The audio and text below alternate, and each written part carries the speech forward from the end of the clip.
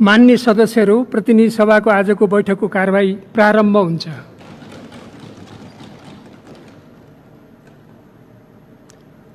मान्य सदस्यहरू, के छ विषय?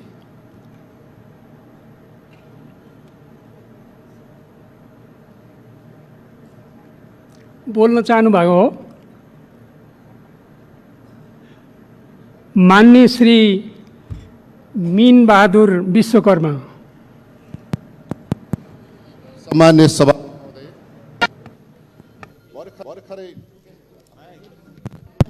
सामान्य सभामुख महोदय,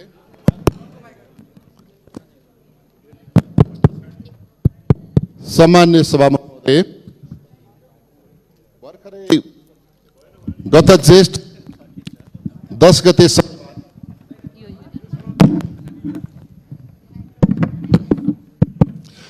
शनिबार समय 3 मिनेट।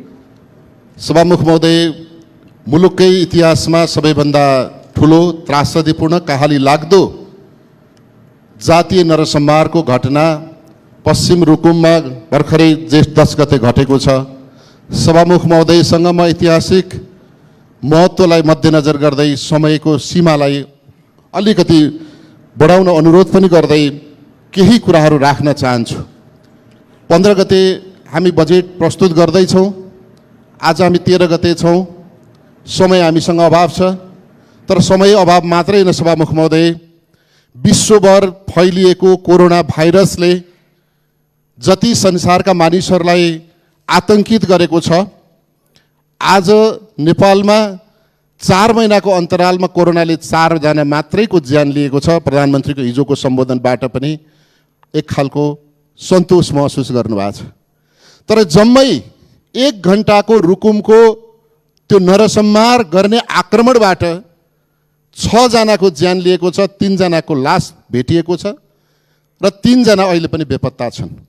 सभामुख महोदय, त्रिशुलीमा बस खस्दाखेरि सरकारले रातारात समिति बनाउँछ, आयोग बनाउँछ र त्रिशुलीमा नेपाली सेना र गोताखोर खोजेर लास पत्ता लगाउनका लागि सरकार दौडन्छ। त्यहाँ कुनै जातको कुरा हुँदैन। तर आज जाजरकोटका नवराज विश्वकर्मा रुकुमकी सुषमा मल्लसँग 1 वर्ष अगाडि प्रेम जालमा फस्छन्। उनीहरू दुवैको मन मिलेका कारणले विवाह गर्ने निधो गरेको दुवैका अभिभावकलाई थाहा हुन्छ। प्रहरी प्रशासनमा उजुरी हुन्छ, प्रहरीले उमेर नपुगेको भनेर 1 वर्ष अगाडि उमेर पुगेपछि विवाह गर्नु भनी कागज गराइ छोडिदिन्छ। त्यही आधारमा उनीहरू एकअर्काप्रति आकर्षित हुन्छन्, मिलेर हिँड्छन् र अन्तमा घरको दबावपछि उनी मलाई लिन आऊ, मलाई अन्तै विवाह गरिदिन लागे र यहाँ आउँदाखेरि तिमी मलाई लिन आयो भने म तिमीसँग जान्छु भनेको कारणले नवराज विक आफ्ना साथीसहित उनी रुकुम, पश्चिम रुकुमको चौरजारी 8मा उनी जान्छन् सोतीमा। तर त्यहाँ पुग्न साथ गाउँका मानिसहरू, उनकी आमाले गाउँमा हारगुहार गर्छन्, वडाध्यक्ष डम्बर मल्ल आउँछन्, सारा मान्छेहरू भेला हुन्छन्, चारतिर घेराबन्दी गरेर ती अबोध बालकहरूलाई, कोही 18 वर्षका, 17 वर्षका, 19 वर्षका र स्वयं नवराज 21 वर्षका मानिसहरूलाई वरिपरिबाट घेरा हालेर मानौ यो गढीमाईको मेलामा राँगा काटे जस्तै गरी उनीहरूलाई साङ्घातिक आक्रमण गरिन्छ। घरेलु हतियारहरू प्रयोग भएका छन्। उनीहरूलाई 4 किलोमिटर परसम्म लखेड्दै लगिन्छ फेरीको किनारमा। एकछिन परिकल्पना गरौँ, मैले त एनिमल प्लानेट र नेसनल जोग्राफीको हेरिरहने गर्छु। त्यहाँ एउटा चारैतिरबाट बाघ र सिंहले त्यो निर्मम एउटा निर्दयी हरिणलाई लखेटे जस्तै गरी लखेटेर मारिएका छन्। केही मानिसहरू आत्तिएर भेरी नदीमा हामफालेका छन्। पौडन जान्नेहरू घर पुगे, पौडिन नजान्नेहरू अतालिएका मनस्थितिमा उनीहरू डुबेर मरे। आज 3 जनाको लास भेट्यो, बाँकीको लास भेटिएको छैन। र प्रहरी प्रशासनमा उजुरी गर्न जाँदा प्रहरी प्रशासनले पनि त्यो घटनालाई तोडमोड गर्ने गरी आज अल्मलाएको छ। त्यहाँ राजनीतिक दबाव र प्रभावमा जिल्ला प्रशासन कार्यालय परेको जस्तो देखिएको छ। त्यसैले म सभामुख महोदय मार्फत सरकारको गम्भीर ध्यानाकर्षण गर्छु र गृहमन्त्रीसँग मेरो अनुरोध पनि के छ भने भर्खरै मात्र यो कोरोना भाइरसको महामारीका बेला भारतका, हिन्दुस्तानका एक चर्चित अभिनेताले एक भनाइ भन्नुभएको छ, एक भाइरस ने सबको अछूत बना दिया, एक भाइरस ने सबको अछूत बना दिया, जरा सोचो वो समाज कैसे जिया होगा जिसको हजारों साल से अछूत बनाकर रखा है। आज हजारौं वर्षदेखि अछूत बनेर बसेको यो समुदाय जो मुलुकको जनसङ्ख्याको 1/4 भाग ओगट्छ, लोकतन्त्र आयो, गणतन्त्र आयो, राजतन्त्र हट्यो, सबै हामीले परिवर्तन गऱ्यौँ। सबै परिवर्तनमा हाम्रो भूमिका कहीँ कम छैन। स्वयं रुकुम जिल्लाको कम छैन। रुकुम जिल्लामा दलितहरूले 500 भन्दा बढी त रुकुम जिल्लाकाले मात्रै रगत बगाएका छन्। तर आज जसका लागि रगत बगाइयो तिनीहरूकै दबाव र प्रभावमा एउटा बहुत बालकले प्रेम गरेका नाममा उनले प्रेममा आफू बलिको वेदीमा चढ्नु पर्यो र उनीसँगै हजारौँ मानिसहरू प्रताडित छन् आज रुकुम र जाजरकोटका। त्यसैले सभामुख महोदय, इतिहासको यो कहाली लाग्दो त्रासदीपूर्ण घटनामा सभामुख महोदय मार्फत गृहमन्त्रीले यो संसदमा जवाफ दिन पर्यो र जवाफ मात्रै दिएर हुँदैन। सभामुख महोदय, यो संसदले यो ऐतिहासिक रूपमा घटेको कहाली लाग्दो घटनालाई यो एउटा जातीय रूपले नरसंहार गर्ने, जसलाई जेनोसाइड भन्छ अन्तर्राष्ट्रिय महासन्धिमा, हामी जातीय भेदभाव तथा छुवाछुत विरुद्धको अभिसन्धिमा हामी पक्ष राष्ट्र छौँ। हामीले संविधान जारी गरेका छौँ। हामीले जातीय भेदभाव तथा छुवाछुत कसुर सजाय ऐन 2068 जारी गरेका छौँ। पटक पटक 2007 सालमा, 58 सालमा र 63 सालमा मुलुकलाई छुवाछुत मुक्त राष्ट्र घोषणा गरेका छौँ। तर आज जसलाई मतदान गऱ्यौँ त्यसैको सरकार छ, तिनकै पार्टीका मानिसहरू संलग्न छन् र उनीहरूबाट राजनैतिक दबाव र प्रभावमा यो मुद्दालाई तोडमोड गर्न खोजिँदैछ सभामुख महोदय। त्यसैले तत्काल यहाँ बेपत्ता भएका मानिसहरूको छानबिन खोजी गर्नु पर्यो। मृतकका परिवारहरूलाई क्षतिपूर्ति राहतको कुरा गर्नुपर्ने छ। घाइतेहरू छन्, अस्पतालमा छन्, औषधि उपचार गर्नु छ र ती अभियुक्तहरूलाई पक्राउ गरेर कारबाही गर्नु छ। यी तमाम मुद्दामा सरकारको म गम्भीर ध्यानाकर्षण गराउँछु। साथसाथै यो संसदबाट, एउटा प्रतिनिधि सभाबाट यो घटनालाई छानबिन गरेर सत्य तथ्य पत्ता लगाएर सरकारलाई र संसदलाई प्रतिवेदन दिनका लागि एउटा संसदीय छानबिन समिति गठन होस् र तत्काल अहिले जसलाई अभियोग लागेको छ शङ्कास्पद व्यक्तिहरूलाई पक्राउ गरेर कारबाही गरियोस् र पक्राउ गरेका मानिसहरूलाई राजनीतिक ओहदा र पद र पहुँचका आधारमा छोड्ने र यो मुद्दालाई व्यवस्था गर्ने काम नगरियोस् भनी सम्मान्य सभामुख महोदय मार्फत सरकारको र विशेषतः गृहमन्त्रीको ध्यान आकर्षण गराउँछु। धन्यवाद। जय नेपाल। माननीय श्री पार्वती कुमारी विसुङके, समय 3 मिनट। सम्माननीय सभामुख महोदय, रुकुम पश्चिममा यही जेठ 10 गतेका दिन अन्तर्जातीय प्रेमकै कारणले भयो सामूहिक हत्या। जाजरकोटी युवा 21 वर्ष नवराज विक सुस्मिता मल्लबीचको प्रेम सम्बन्ध गत वर्षदेखिकै हो भन्ने उनका दुवै पक्षका आफन्त र चौरझारी नपाको इलाका प्रहरी कार्यालयमा समेत राम्रो जानकारी छ। केही महिना पहिला आफ्नो प्रेमलाई विवाहमा परिणत गर्न नवराज आफ्नी प्रेमीलाई लिन चौरझारी पुगेका र त्यहाँको इलाका प्रहरी कार्यालयले थाहा पाइसकेपछि केटा र केटी दुवैले राखी यो बाल विवाह हुन्छ, त्यसो भएको उनीहरूले उमेर पुगेपछि मात्रै विवाह गर्न पाउँछौ भनेर शर्त गराई पठाएको, केटा र केटीलाई आफ्नो घरमा पठाएको रेकर्ड त्यो इलाका प्रहरी कार्यालयमा खोज्यो भने पाइन्छ। तर विडम्बना दोस्रो पटक पनि प्रेमीले बोलाएपछि आफ्ना दौतरी साथी लिएर प्रेमलाई वैवाहिक सम्बन्धमा परिणत गर्ने सपना बोकेर गएका नवराजले आफ्नो ज्यान मात्रै गुमाएनन्, आफ्ना दौतरी साथी 2 जना साथी गुमाउनु पुगे। 3 जना साथी अहिले पनि बेपत्ता छन्। मारिएका 6 जना चौरझारी वडा नम्बर मारिएका 6 जनालाई चौरझारी वडा नम्बर 8 का वडा अध्यक्षको नेतृत्वमा ठुलो जत्थाले कुटी विभत्स हत्या गरी भेरी नदीमा फालेको र 3 जना नवराज विक, टिकाराम नेपाली र गणेश बुढा मगरको शव भेटिए पनि 3 जना लोकेन्द्र सुनार, सञ्जु विक र गोविन्द साईको अझै शव भेटिएको छैन। योभन्दा ठुलो समाजमा अरू बर्बरता के हुन सक्छ? सभामुख महोदय, तत्कालीन व्यवस्थापिका संसदबाट जातीय भेदभाव तथा कसुर सजाएर ऐन 2068 जेठ 10 गते पास भएकै दिन उत्सवको रूपमा मनाउनु पर्नेमा त्यही दिन 6 जनाको सामूहिक हत्या, त्यही पनि जातकै कारणले गरिनु, यो कतिसम्मको बर्बरता हो, कतिसम्मको उत्पीडन हो? जहाँबाट उत्पीडनमा परेका वर्ग समुदायको अपनत्व गर्ने शासन ल्याउँछौँ भने सुनौला सपना बाँडेर तत्कालीन माओवादी पार्टीले जनयुद्ध घोषणा गरेको थियो। तर आज त्यही जनयुद्ध घोषणा गरेको ठाउँ जो जनयुद्धमा शहीद भएको दलितको सपना थियो, त्यो सभामुख महोदय सबै जातका कारणले मारिए। अब यो कहिलेसम्म? दुवैको हितचित्त मिलेर प्रेमिकाले आऊ भनेपछि प्रेमिकाको आग्रहलाई स्वीकार गरी उनी आफ्नी प्रेमीलाई बेहुली बनाउँछु भन्नु, मन मिल्ने दौतरीसँगै बस्ने प्रण गर्नु महापाप हो। सभामुख महोदय, अन्तर्जातीय प्रेमकै कारणले जाजरकोटको नवराज विक जस्ता कति दलित मारुनु पर्छ? अब धादिङमा मारिएका काभ्रेका अजित मिजार जसको मुर्दा अहिले पनि टिचिङ अस्पताल महाराजगञ्जमा त्यो मुर्दाले न्यायको पर्खाइमा छ, त्यो मुर्दा अहिले पनि न्यायको पर्खाइमा बसिराखेको छ। रूपन्देही दलित महिलाले अन्तर्जातीय विवाह गरेकै कारण यही 10 गते उनलाई हत्या गरी रुखमा झुन्ड्याइएको छ। चिया पसल छोएको न्युमा, चिया पसलको चुलो छोएको न्युमा दलित जनप्रतिनिधिले आत्मसम्मानका लागि बोलेको न्युमा छोराले अन्तर्जातीय विवाह गरेकै कारण बाबुको हत्या हुनु कहिलेसम्म? अब कति अजित मिजार जस्ता अन्तर्जातीय प्रेमकै कारण मारिएका मुर्दाले अब अस्पतालको मुर्दा हल भर्नु पर्दछ सभामुख महोदय। कति दलितले अब कुटी कुटी मारिनुपर्छ, विभत्स हत्या हुनुपर्छ, नदीमा बगाइनुपर्छ। धरानमा 4 जनाबाट बलात्कृत भएकी 13 वर्षीय बालिका जसको गर्भमा 5 महिनाको बच्चा छ। मोरङकी 14 वर्षीय बालिका बलात्कृत भएकी छन्।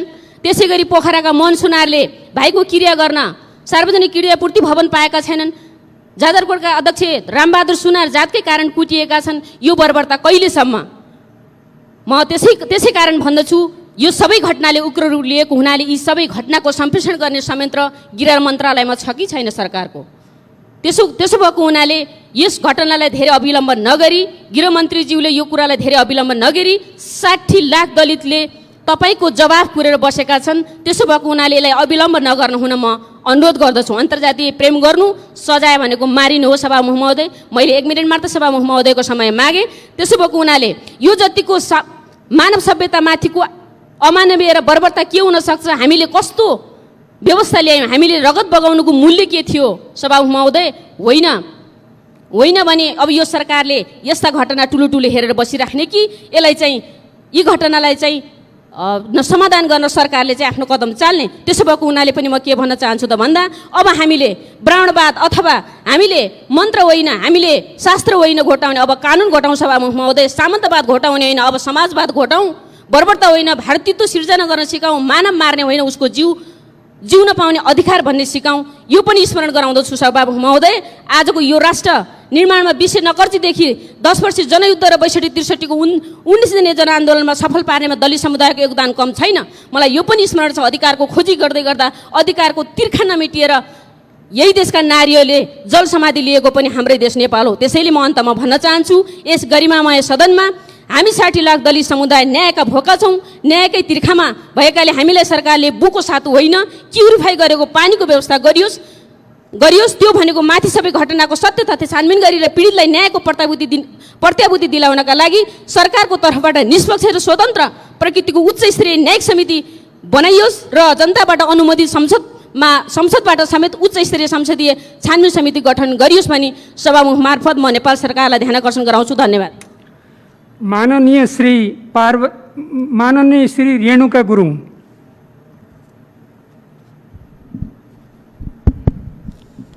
सम्माननीय सभामुख महोदय, कर्णाली प्रदेश जिल्ला जाजरकोट भेरी नगरपालिका वडा नम्बर 4 राणागाउँ निवासी मुहान विकको छोरा वर्ष 21 को नवराज विश्वकर्मा र जिल्ला रुकुम पश्चिम चौरजहारी नगरपालिका वडा नम्बर 8 सोती निवासी बुबा वीरबहादुर मल्लकी छोरी वर्ष 18 की सुषमा मल्ल बीचको प्रेम सम्बन्ध कायम भई वैवाहिक सम्बन्ध कायम गर्न भनी साथीहरूसहित केटी पक्षको घरमा आउँदै गर्दा सोही पक्षको आक्रमणमा परि नवराज विश्वकर्मा र निजको साथी जिल्ला रुकुम पश्चिम चौर जहारी नगरपालिका वडा नम्बर 1 निवासी सुरेन्द्र विश्वकर्माको छोरा वर्ष 21 को टीकाराम विश्वकर्माको मृत्यु भई निजहरूको शव ठुलोभेरी नदी किनाराको छेरा भन्ने स्थानमा भेटिएको र अन्य 5 जना बेपत्ता र केही व्यक्तिहरू घाइते हुने गरी यही मिति 2077 2/10 गते दिउँसो 3 बजेको समयमा भएको निष्कृष्ट बर्बरता र निर्मम हत्याले हामीलाई स्तब्ध गराएको छ। दुःखको यस घडीमा मृतकप्रति भावपूर्ण श्रद्धाञ्जलीसहित शोकाकुल परिवारजनप्रति गहिरो संवेदना व्यक्त गर्दछौँ। साथै यस्तो अमानवीय निन्दनीय र सुनियोजित घटनाको निष्पक्ष एवं स्वतन्त्र छानबिनको लागि उच्च स्तरीय छानबिन समिति गठन गर्न र घटनाको स्थलगत अवलोकन गरी अनुसन्धान गर्न राष्ट्रिय मानव अधिकार आयोग र राष्ट्रिय दलित आयोग लगायत सबै निकायहरूलाई अनुरोध गर्दछु। सबै घाइतेहरूको गुणस्तरीय र प्रभावकारी उपचार, बेपत्ता भएकाहरूको स्थिति यथाशीघ्र सार्वजनिक गरी सो घटनामा परि ज्यान गुमाउनु भएका सबैलाई सांस्कृतिक रूपान्तरण अभियानको सहित घोषणा गर्नु हुन सहमुखज्यू मार्फत अनुरोध गर्दछु नेपाल सरकारलाई। धन्यवाद। माननीय गृहमन्त्रीले सार्वजनिक महत्त्वको विषयमाथि बोल्नका लागि समय माग गर्नुभएको छ। म अब उहाँलाई समय दिन्छु।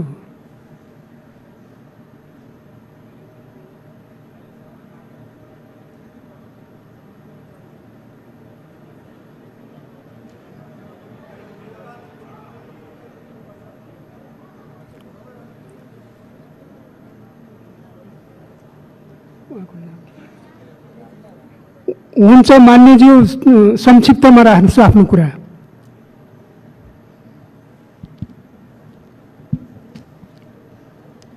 सभामुख महोदय,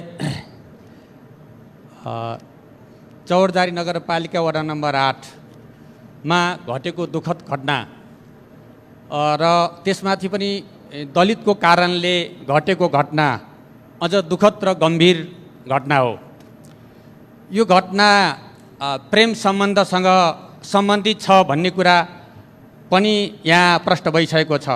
तर घटनाको प्रकृति, त्यहाँको यथार्थ अवस्था, समग्र कुराहरूको अनुसन्धान अध्ययन गर्नको लागि स्थानीय प्रशासन दुवै जिल्लाको, जाजरकोट र रुकुम दुवै जिल्लाको प्रशासन अत्यन्त सक्रियतापूर्वक लागेको छ। पहिलो कुरा।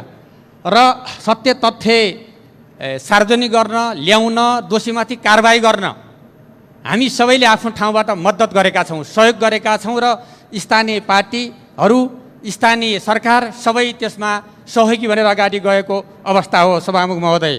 र यसरी 3 जनाको अहिलेसम्म नदीमा लास बगेको नदीबाट किनारामा लास भेटिएको छ। 3 जना अझै बेपत्ता भएको अवस्था हो सभामुख महोदय। र स्थानीय प्रहरीको रिपोर्ट अनुसार त्यहाँ 18:30 बजे घटना घटेको छ। 18:30 बजे घटना घटेको छ र त्यसमा मैले वीरबहादुर मल्लको घरमा नवराज विक लगायतका 18 जना युवाहरू आएको देखेपछि उनको श्रीमतीले छिमेकीहरूसँग गुहार गरेको र गुहारपछि छिमेकीहरू लकडाउनको बेलामा आएका युवाहरू को हुन् भनेर त्यसपछि त्यहाँ झडप सुरु भएको र झडप सुरु हुँदै जाने क्रममा दुवैतिरबाट त्यतिखेरै वडा अध्यक्षले प्रहरीलाई खबर गरे। प्रहरी तत्काल त्यो ठाउँमा आइपुगेको छ र प्रहरीसँगै त्यो झडप अगाडि बढ्दै जाँदा नदी किनारामा 11 जनाले हाम फालेको र 5 जना तैरिन सफल भएको, 6 जना हराएको मध्येमा 3 जनाको लास प्राप्त भएको छ, जसमा नवराज विक लगायतका अरू 2 जना व्यक्तिहरू हुनुहुन्छ, युवाहरू हुनुहुन्छ। यसरी घटना घटेको छ र त्यो घटनाको सत्य तथ्य छानबिन गर्ने कुरामा हामी सबैको त्यहाँ कुनै राजनीतिक दबाब हुन सक्दैन। रुकुममा यस्ता घटनाहरूको बारेमा, छुवाछुतसँग सम्बन्धित घटनाहरूको बारेमा सभामुख महोदय राजनीतिकरण हुन सक्दैन। सत्य तथ्य छानबिन हुनेछ र म के कुरा राख्न चाहन्छु भने सभामुख महोदय मान्य सदस्यहरू मेरो कुरा टुङ्ग्याउन पाऊँ। सभामुख महोदय सुन्नु न, कुरा सुन्नु न, मेरो कुरा टुङ्ग्याउन पाऊँ।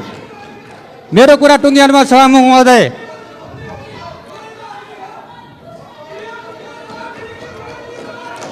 मैले जिल्लाको जनप्रतिनिधिको हैसियतले त्यहाँको घटनाको विवरणबारे मैले राख्न पाउनुपर्छ सभामुख महोदय। म जिल्लाको प्रतिनिधिको हैसियतले त्यहाँका दलितहरूमाथि भएको अन्यायको कुरा मैले पनि बोल्न पाउनुपर्छ।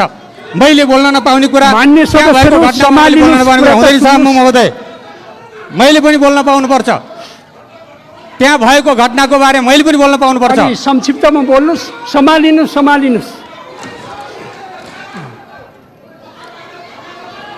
बस्नु, सम्हालिनुहोस्।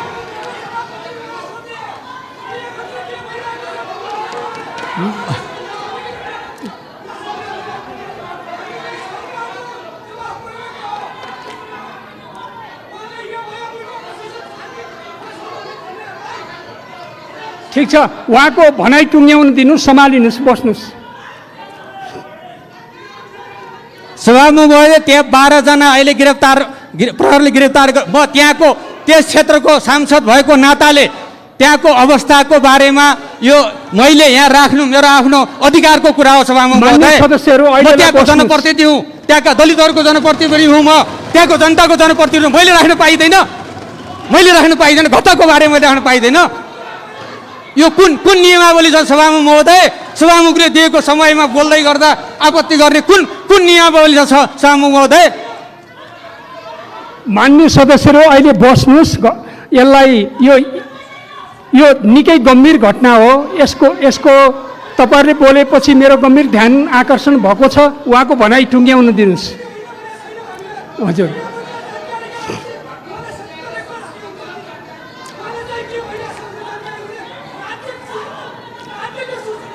तपाईँहरूले आफ्नो भनाइ राख्नुभयो, अहिले बस्दिनुहोस्। मेरो विशेष अनुरोध छ, यता मान्यज्यू भनाइ टुङ्ग्याउनुहोस्। मैले मेरो बोल्ने पाउने अधिकारको हनन नगरियोस्। म त्यहाँको जनप्रतिनिधि हुँ, त्यहाँका दलितको आवाज पनि मैले बोल्न पाउनुपर्छ, त्यहाँका जनताको आवाज मैले बोल्न पाउनुपर्छ। संसदमा मैले बोल्न किनभने तपाईँहरूको सरकार ध्यान आकर्षण बोल्न किन गरिसकेको छ, उहाँलाई भनाइ टुङ्ग्याउनु मैले पनि दिनुहोस्। समय मागेको छु, मैले बोल्न किन नभने सभामुख महोदय? भनाइ टुङ्ग्याउनु न। मैले कसैको कुनै मन्त्रीको जवाब दिँदै छैन। मैले मेरो कुरा मेरो जिल्लाको नाताले त्यहाँ भएका घटनाको सत्य विवरणमा राख्नु मेरो कर्तव्य हो सभामुख महोदय। अरू मान्य सदस्यहरू बस्नु होला, आफ्नो ठाउँमा बस्नु होला। भएका घटनाहरूमा मेरो बोल्ने अधिकार छैन? अधिकार छ। अब भनाइलाई टुङ्ग्याउनुहोस्। मान्य सदस्यहरू म के मान्न चाहन्छु भने घटनाको सत्य तथ्य छानबिन गरेर मान्य सदस्यहरू अहिले तपाईहरु बस्नुहोस्। प्रतिनिधिमूलक रूपमा तपाईलाई पनि म समय दिन्छु।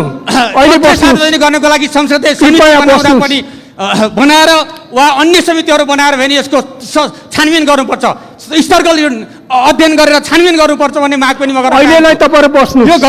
यो घटनालाई राजनीतिकरण कसैले नगरियोस्। त्यहाँ सत्य तथ्य छानबिनको लागि म त्यहाँको जनप्रतिनिधिको हैसियतले सहयोग गर्न म तयार छु, म सहयोग गर्छु र त्यहाँ कसैले पनि त्यहाँ सहयोग गर्न सबै जनता पनि तयार छ। यो कुरा पनि म जानकारी गराउँछु र मृतकहरूप्रति हार्दिक श्रद्धाञ्जली म व्यक्त गर्न चाहन्छु र दोषीमाथि कारवाहीको म माग गर्न चाहन्छु। सरकारले यो छानबिन गरोस्। मैले मेरो जनप्रतिनिधिको हैसियतले त्यहाँ भएका घटनाहरू बोल्दा बोल्दै आपत्ति गरेको कुरा मेरो पनि आपत्ति सभामुख होस्। धन्यवाद।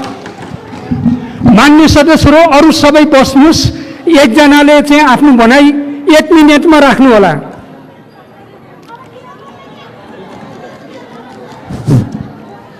सम्माननीय सभामुख महोदय, हामीले आज यो संसदमा माननीय गृहमन्त्रीको जवाफ मागेका छौँ। हामी पनि सूचनामा छौँ त्यो जिल्लाका प्रहरी प्रशासनसँग 2टा जिल्लाको सिडिओ को नेतृत्वमा 2 जिल्लाको डिएसपी को नेतृत्वमा गरेको छानबिनलाई यो संसदलाई मान्य होइन।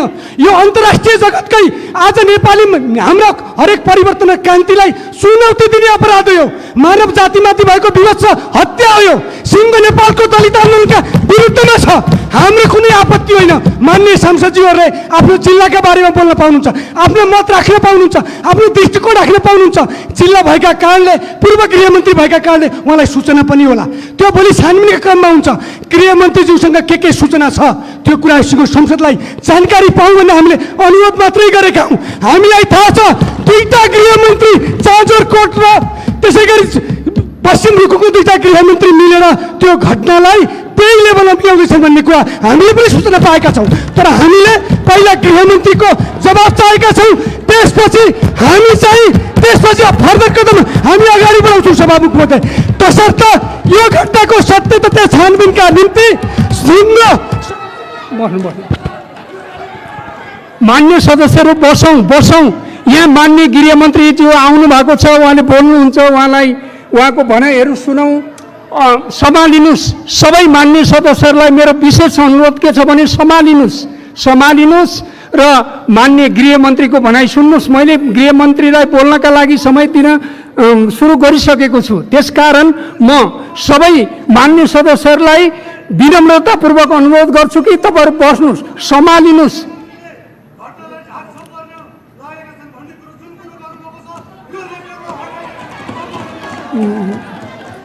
ठिक छ, अहिले बस्नुहोस्। मान्य गृहमन्त्रीले सार्वजनिक महत्त्वको विषयमाथि बोल्नको लागि समय माग गर्नुभएको छ। अब म उहाँलाई समय दिन्छु।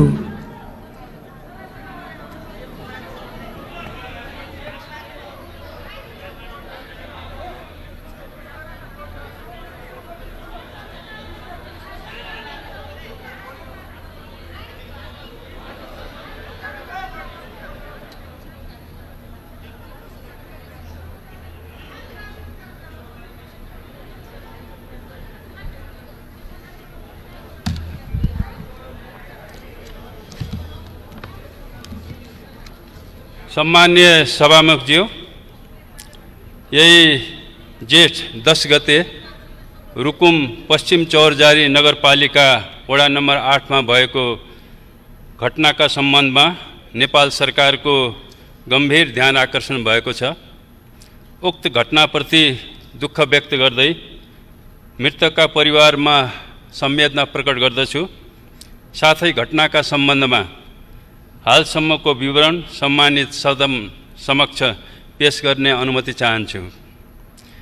जिल्ला रुकुम पश्चिम चौरजारी नगरपालिका 8 औला बस्ने वीरबहादुर मल्लकी को छोरी 17 की सुषमा मल्ललाई भगाई ल्याउनको लागि जिल्ला जाजरकोट भेरी नगरपालिका 4 बस्ने मोहन विकको छोरा वर्ष 21 को नवराज विक सहित 19 जनाको समूह मिति 77 जेठ 10 गते बेलुका 6:30 बजे सोती पुगेका थिए। भगाई लाने क्रममा केटी पक्ष र केटा पक्षको आफन्तबीच झगडा हुँदा केटी पक्षकाले केटा पक्षकालाई भेरी नदी अवलतर्फ लखेटेका थिए। केटा पक्ष जिल्ला जाजरकोट भेरी नगरपालिका 4 बस्ने वर्ष 21 को सुदीप खड्का सामान्य घाइते भएको र केटा पक्षका 5 जनालाई अस्थायी प्रहरी पोस्ट राउत गाउँ र 7 जनालाई इलाका प्रहरी कार्यालय चौरजारीबाट खटिएको प्रहरी टोलीले नियन्त्रणमा लिएको थियो। हालसम्म फेला परेका शवहरू पोस्टमार्टमको लागि जाजरकोट अस्पतालमा राखिएको छ।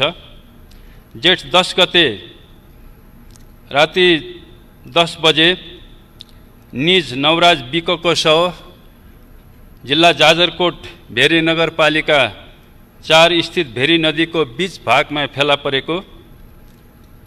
11 गते 6:30 बजे भेरी नगरपालिका 12 खोदाखोला स्थित भेरी नदीको बीच बगरमा जिल्ला रुकुम पश्चिम चौरजारी नगरपालिका 1 लामीछाने बस्ने वर्ष 20 को टीकाराम सुनारको शव फेला परेको। 12 गते अपराह्न 4 बजेतिर भेरी नगरपालिका 12 मा जाजरकोट भेरी नगरपालिका वडा नम्बर 4 राणा गाउँ बस्ने वर्ष 17 को गणेश बुढाको शव फेला परेको।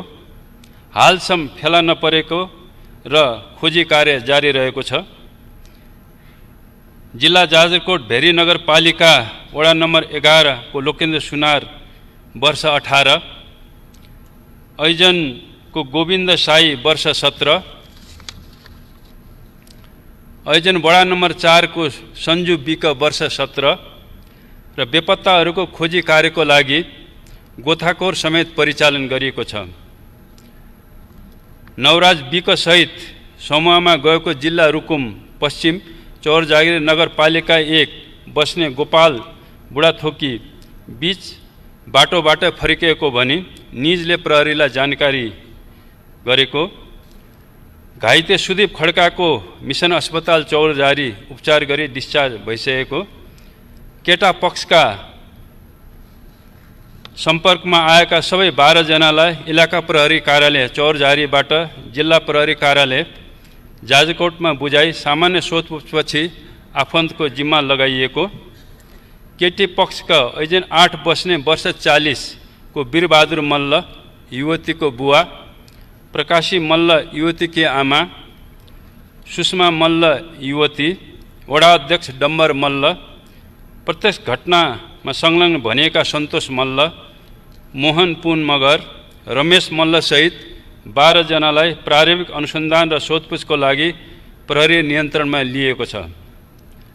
सामाजिक सद्भाव, जातीय सद्भाव कायम राख्न, शान्ति सुरक्षाको स्थितिलाई मजबुत बनाइराख्न जिल्ला प्रशासन कार्यालय जाजरकोट र रुकुम पश्चिम बीच समन्वयात्मक ढङ्गबाट काम भइरहेको छ। यस घटनाको सत्य तथ्य छानबिन गरी रायसहितको प्रतिवेदन पेश गर्नका लागि गृह मन्त्रालयका सहसचिवको संयोजकत्वमा प्रहरी वरिष्ठ उपरीक्षक, राष्ट्रिय अनुसन्धान विभागको अधिकृत प्रतिनिधि, महान्यायाधिवक्ताको कार्यालयका अधिकृत प्रतिनिधि र गृह मन्त्रालयको उपसचिव रहने गरी 5 सदस्यीय छानबिन समिति गठन गरिएको छ र निश्चय पनि चाहिँ यो छानबिन समितिले यथाशीघ्र चाहिँ सत्य तथ्य पत्ता लगाए चाहिँ दोषीहरूलाई चाहिँ कानुनको कठघरामा चाहिँ उभाउनेछ भन्नेमा गृह मन्त्रालय चाहिँ विश्वस्त छ। म यो सम्मानित सदनलाई चाहिँ जुन यो दुःखद घटना भएको छ, जसले चाहिँ सिंह राष्ट्रलाई नै चाहिँ स्तब्ध तुल्याएको छ र दोषीहरूलाई कानुनको कठघरामा ल्याउन र उनीहरूलाई कडाभन्दा कडा चाहिँ सजाय दिनको निम्ति म प्रतिबद्धता जाहेर गर्दछु। धन्यवाद। मान्य सदस्यहरू, प्रतिनिधि सभा नियमावली 2075 को नियम 219 को 2 बमोजिम मान्य मन्त्रीको वक्तव्यको सम्बन्धमा प्रश्न सोध्न चाहनुहुने मान्य सदस्यले आफ्नो नाम 3 मिनेटभित्र सभामुखको डायससँगै बसेका कर्मचारीलाई लिखित रूपमा उपलब्ध गराइदिन हुन अनुरोध गर्दछु। प्रश्नकर्ता मान्य सदस्यहरूले विषयवस्तुमा केन्द्रित रही 1 मिनेटभित्र प्रश्न सोध्न सक्नुहुनेछ। सर्वप्रथम मान्य श्री लक्ष्मी परियार। सम्माननीय सभामुख महोदय, अहिले गृहमन्त्रीज्यूले रुकुमको घटनालाई लिएर जवाफहरू दिनुभएको छ। हामी यो जवाफ सकारात्मक रूपमा जो पीडितहरूले न्याय पाउँछन् भन्ने पक्षमा हामी विश्वास गर्छौँ। हुन त धेरै लामो समयसम्म हामीले थुप्रै कुराहरूको प्रश्नको उत्तर त पाएका छौँ, तर कार्यान्वयन हामीले पाएका छैनौँ।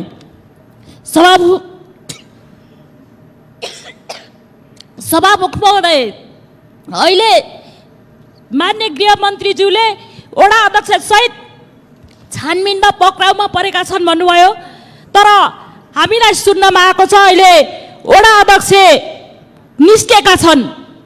उनलाई किन छोडियो? अपराधीहरूलाई जोगाउनको लागि जनप्रतिनिधिहरू किन जनप्रतिनिधिलाई चाहिँ छोड्नुपर्छ भन्ने छ। त्यो अपराधीलाई जोगाउनको लागि किन सरकारले जोगाइरहेको छ, यसको उत्तर चाहन्छु। धन्यवाद। माननीय श्री विमला विक।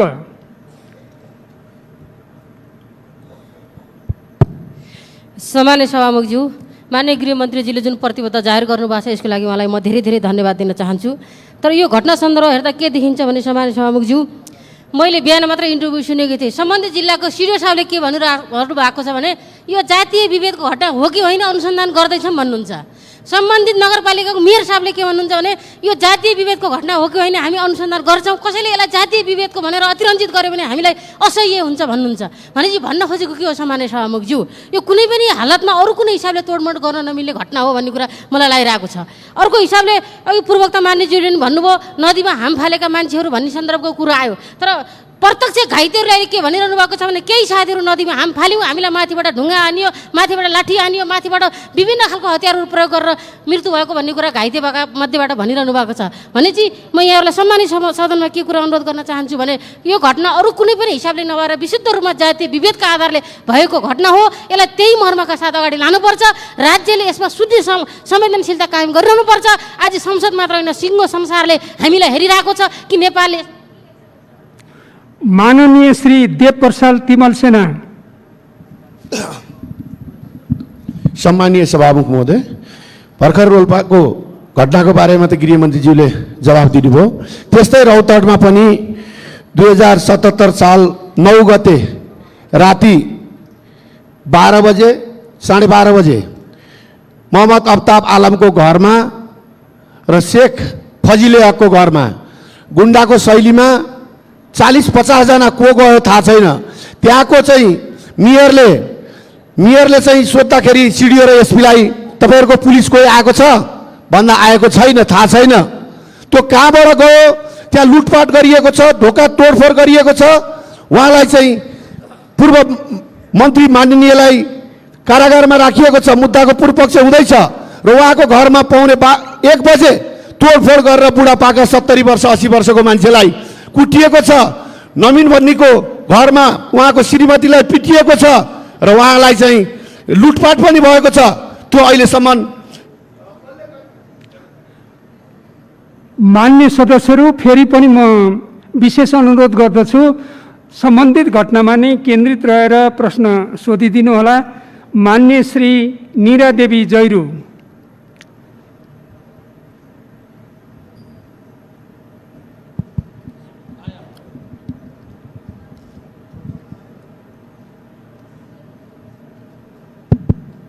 सम्माननीय सभामुख महोदय, आजको यस सम्मानित सदनमा उठेको जुन विषय छ सम्पूर्ण नेपालीहरूको ध्यान आकर्षण हुनु गएको छ र यसमा म पनि समर्थन जनाउन चाहन्छु। भर्खरै मात्रै माननीय गृहमन्त्रीज्यूले राख्नुभएको कुरा जुन छानबिन गर्ने र घटनाको सत्य तथ्य रिपोर्ट बाहिर ल्याउने भन्नुभएको छ। म थोरै के कुरा राख्न चाहन्छु भने आज मात्रै होइन, जातीय छुवाछुतका घटना घटेको, त्यसैले पटक पटक सदनमा कुरा उठिरहने, हामी माग गरिरहने, छलफल हुने र निष्कर्षमा नजाने हो भने हामीले कुरा उठान गर्नका निम्ति उठायौँ भन्ने लाग्न सक्छ। त्यसैले तात्कालीन यो सदनमा उठेको कुरालाई माननीय श्री सुजाता परियार।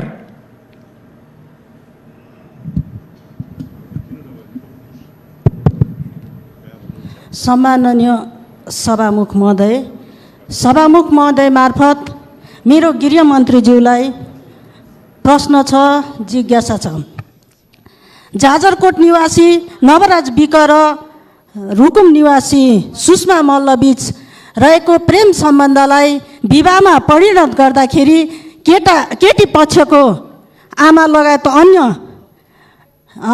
मानिसहरूले कुटपिट गरी हत्या गरेर नदीमा फ्यालिएको छ र उहाँ लगायत अन्य अहिलेसम्म बेपत्ता भएको खबर हामीले पाएका छौँ। तर गृहमन्त्रीले यस विषयमा जवाफ दिनुभयो, चित्तबुझ्दो जवाफ आएको छैन र दोषीलाई कहिलेसम्म पक्रेर कारबाही हुन्छ र तत्काल कारबाही होस् भन्ने कुरा पनि म राख्न चाहन्छु।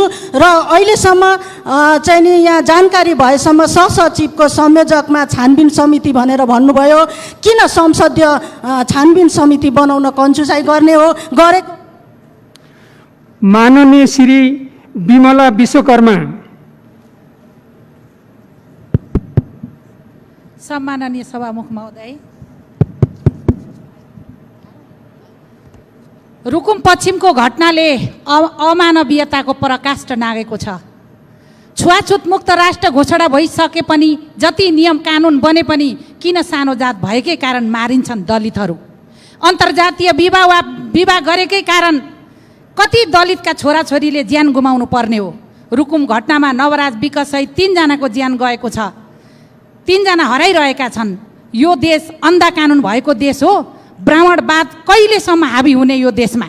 एउटा ब्राह्मण क्षेत्रीका छोराछोरी मर्दा पुरा देश आन्दोलित हुन्छ, तर दलितका छोराछोरी कुटेर मारिन्छन्, झुन्ड्याएर मारिन्छन्, बलात्कार गरेर मारिन्छन्। सिङ्गो समाज नै तै चुप मै चुप हुन्छ। किन?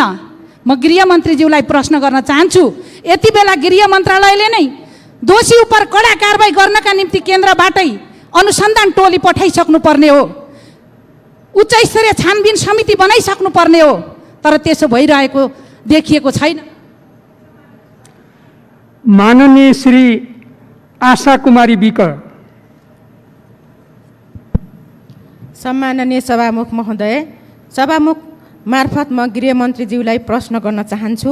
मानव जातिलाई गिज्याएको यो रुकुम घटनाले हामी दलित जातिले कहिलेसम्म यस्ता खाले जातीय विभेदका कारणै सधैँभरि मर्नुपर्ने, संसदमा आवाज उठाइराख्नुपर्ने यो कहिलेसम्म हो र यो घटनाको खास दोषीलाई कारबाही कहिलेसम्म हुन्छ? र यो देशका जनताले जहिले पनि जातीय आधारमा कुटिनुपर्ने, मारिनुपर्ने घटना कहिलेसम्म रहिरहन्छ? गृह मन्त्री लगायत म सरकारको ध्यान आकर्षण गर्न चाहन्छु, जवाफ जान्न चाहन्छु। हस्त धन्यवाद।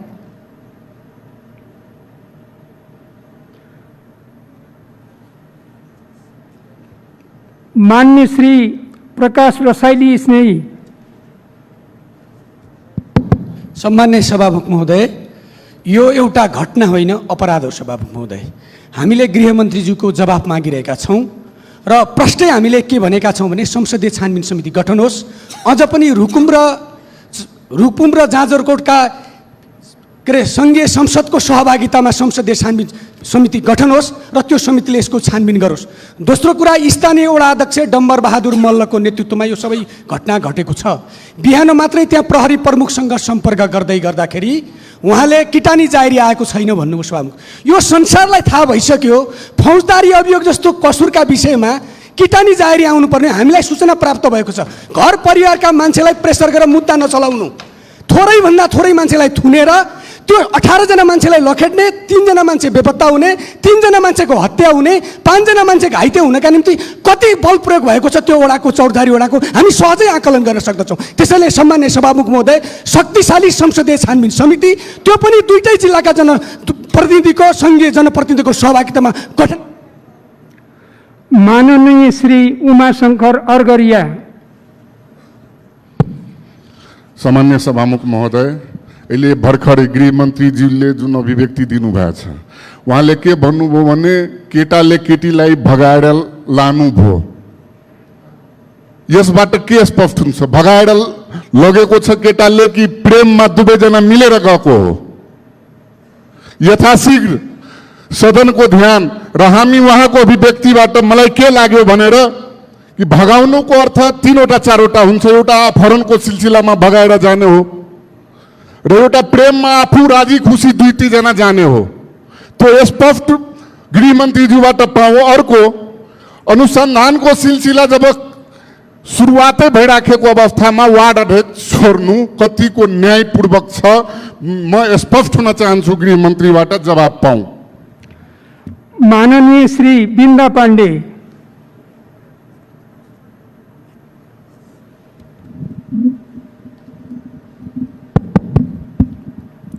सम्माननीय सभामुख महोदय, यो रुकुममा घटेको घटना यो दलित विरुद्धको मात्रै होइन, यो मानवता विरुद्धको अपराध हो। यसर्थ दोषीलाई हदैसम्मको कारबाही हुनुपर्छ भन्नेमा दुई मत छैन। तर म सभामुख महोदयको के ध्यान आकर्षण गर्न चाहन्छु भन्दा, अघि माननीय पार्वती जीले भन्नुभएका जति पनि त्यहाँ घटनाहरू छन्, यो एउटा घटना मात्र होइन, श्रृङ्खलाबद्ध सबै घटनाको छानबिन होस् र त्यसका दोषीहरूलाई कारबाही होस् भन्ने सन्दर्भमा पनि यो आजको यो सदनबाट एउटा निर्देशन होस् भन्ने आग्रह गर्न चाहन्छु।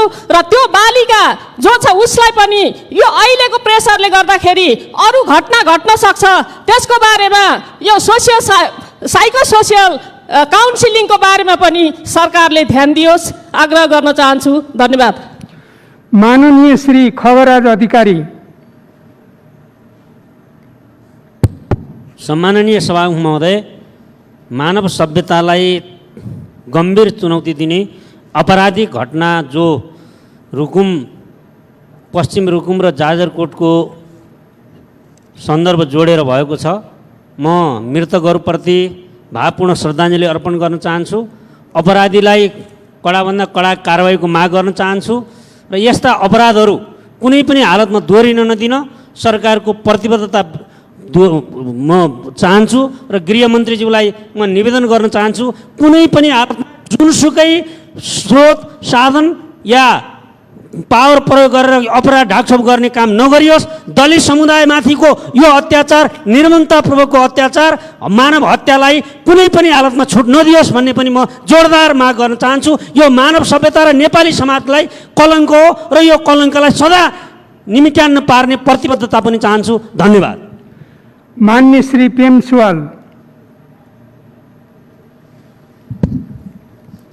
सम्माननीय सभामुख महोदय मार्फत गृहमन्त्रीज्यूसँग जिज्ञासा राख्न चाहन्छु।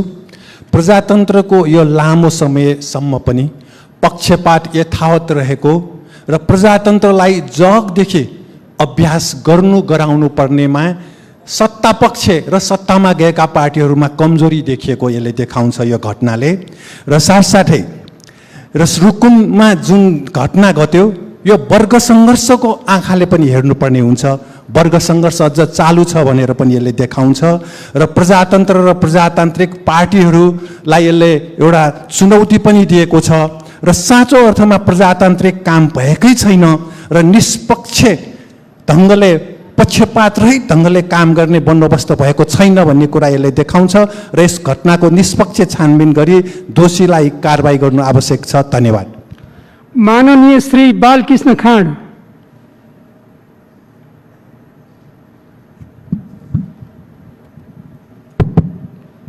सम्माननीय सभामुखज्यू, हालै रुकुममा घटेको घटना यो अमानवीय अपराध हो।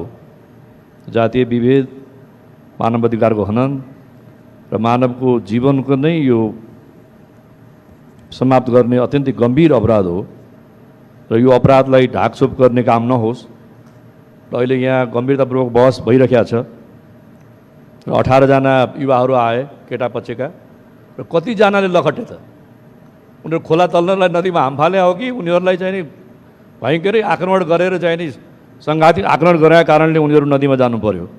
यो गम्भीर अपराध भएको कारणले संसदीय छानबिन बनाउनु जरुरी छ भन्ने म आफ्नो आग्रह राख्दछु। धन्यवाद। माननीय श्री महेश्वर जङ गहतराज। सम्माननीय सभामुख महोदय, देशको कानुन र एउटा सभ्य समाजको मानवीय संवेदनालाई चुनौती दिने र गिज्याउने गरी भएको पश्चिम रुकुमको यस घटनाको जति नै निन्दा र भर्सना गरे पनि कम हुन्छ र यसका अपराधीहरू कोही पनि नछुटोन् र यसको सत्य तथ्य छानबिन गर्नको लागि म सरकारसँग जोरदार माग गर्दछु र खास गरी यो घटनालाई राजनीतिकरण, अनुचित राजनीतिकरण नगर्न र अझ त्यसमा पनि माओवादी जनयुद्धसँग नजोड्न पनि म चुनौती दिन चाहन्छु। म त्यही जिल्लाको उपज हुँ, जनसरकारको उपप्रमुख भइसकेको मानिस हुँ, जिल्लाको डिसिएस भइसकेको मानिस हुँ र म पीडमा पारिएको जातिको मानिस पनि हुँ। त्यसैले यो अपराध हो, यो मानवीय अपराधलाई अपराधको रूपमा लिइयोस्, यो जातीय विभेदको रूपमा भएको अपराधलाई त्यही अपराधको रूपमा लिइयोस् र यसको लागि ठोस कदम सरकारले गम्भीर कदम चालोस् र यसलाई अरू बढी राजनीतिकरण गर्ने र यसलाई ओझेल पार्ने काम प्रतिपक्षीमा। मान्य श्री देवेन्द्र राज कणेल। सभामुख महोदय, नवराज विक आफ्ना साथीहरूको साथ आफ्ना प्रेमिका कहाँ जान्छन् र प्रेमिकाको आमाले थाहा पाएपछि हार गुहार गर्छिन् र वडा अध्यक्षको नेतृत्वमा गाउँलेहरू आइलाग्छन्। ढुङ्गामुढा गरेर 3 जनाको हत्या गरिन्छ र बाँकीलाई बाध्य गरिन्छ भेरीमा हाम फाल्नलाई। म गृहमन्त्रीजीसँग प्रश्न गर्न चाहन्छु, के बाध्य गराउनु त्यो पनि हत्या हो कि होइन, त्यसलाई कानुनी कारबाही हुन्छ कि हुन्न, त्यो म प्रश्न गर्न चाहन्छु। त्यसकारण चाहिँ मेरो आग्रह के हो भने जुन रूपमा जसरी दलितहरूमाथि जुन किसिमको विभेद भयो, आक्रमण भएको छ, त्यसलाई संसदीय एउटा छानबिन समिति गठन गरेर यसको तथ्य सत्यलाई अगाडि ल्याउनै पर्छ र दोषीलाई कारबाही गर्नुपर्छ भन्ने मेरो माग छ। मान्य श्री मानबहादुर विश्वकर्मा।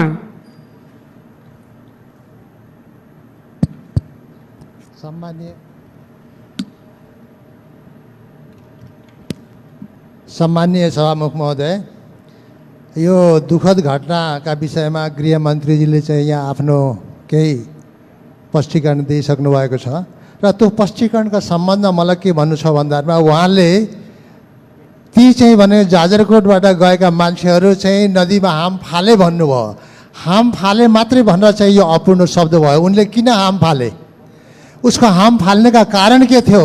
हामीले पाएका रिपोर्टहरूमा के हो भन्दामा पछाडिबाट ढुङ्गा मुढा गरिएको छ, लाठीले हानिएको छ, उनले चाहिँ अन्तिम अवस्थामा गएर चाहिँ हाम फालेका छन्। त्यो कुरा चाहिँ गृहमन्त्रीको रिपोर्टमा चाहिँ लुकाइएको छ। यसरी चाहिँ लुकाएर र पक्षपात गर्ने काम नगरियोस्, म एउटा निवेदन गर्न चाहन्छु। दोस्रो कुरा म के भन्न चाहन्छु त भन्दामा यहाँ उहाँले चाहिँ समय तोक्नु भएको छैन। उपयुक्त समयमा भनेको के हो, एकदम यसलाई चाहिँ छिटोभन्दा छिटो समय तोक्न पर्छ, प्रतिवेदन दिनको लागि तोक्न पर्छ। दोस्रो कुरा हो। तेस्रो कुरा म के भन्न चाहन्छु भन्दामा दलितप्रति जुन श्रृङ्खलाबद्ध घटना भइरहेका छन्, अघि भर्खर पनि यहाँ एउटा आयो काभ्रेको चाहिँ एउटा। मान्य श्री तेजुलाल चौधरी।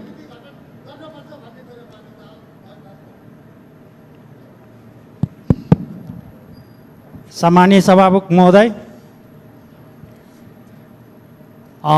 जुन घटना यो जातिको विरोधमा जुन बाहुनवादले यो घटना घटाएको छ, त्यो मानववादको सबभन्दा दुर्घटना भनौँ या अति नै घटना हो। त्यस कारणले मैले गृहमन्त्रीज्यूलाई मेरो प्रश्न के छ भन्दाखेरि 18 जना व्यक्तिहरू जुन गयो, 18 जना व्यक्तिलाई मार्नका लागि पुरै गाउँले र 12 जना मात्रै भ्यायो कि अरू पनि छ भन्ने कुरा आग्रह गर्न चाहन्छु र वडा अध्यक्षलाई किन छोडियो, साथै यो छानबिन गर्नका लागि उच्च स्तरीय संसदीय छानबिन माग गर्न चाहन्छु। धन्यवाद। मान्य श्री डाक्टर अमरेश कुमार सिंह।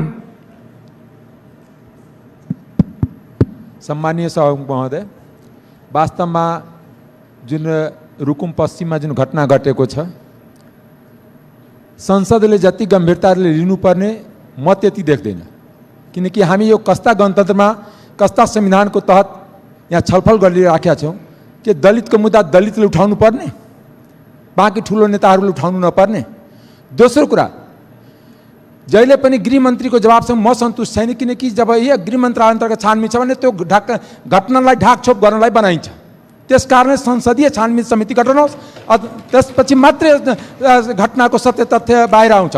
न त यो गणतन्त्रको संविधानमाथि एउटा कालो धब्बा हो रुकुम पश्चिमको घटना। त्यस कारणले हामी संविधानको रक्षा गर्छु गर्दैन, जनताको अधिकारको रक्षा गर्छु गर्दैन, हामी जनतामा समानताको मेसेज दिन्छु कि दिँदैन, यो चुनौती यो संसदको सामने छ। त्यस कारणले यो सभामुखजीको मार्फत म फेरि निवेदन गर्न चाहन्छु, सभामुखजीबाट रुलिङ आउनु पर्यो कि सर्वदलीय संसदीय छानबिन समिति गठन होस्। माननीय श्री सरिता गिरी।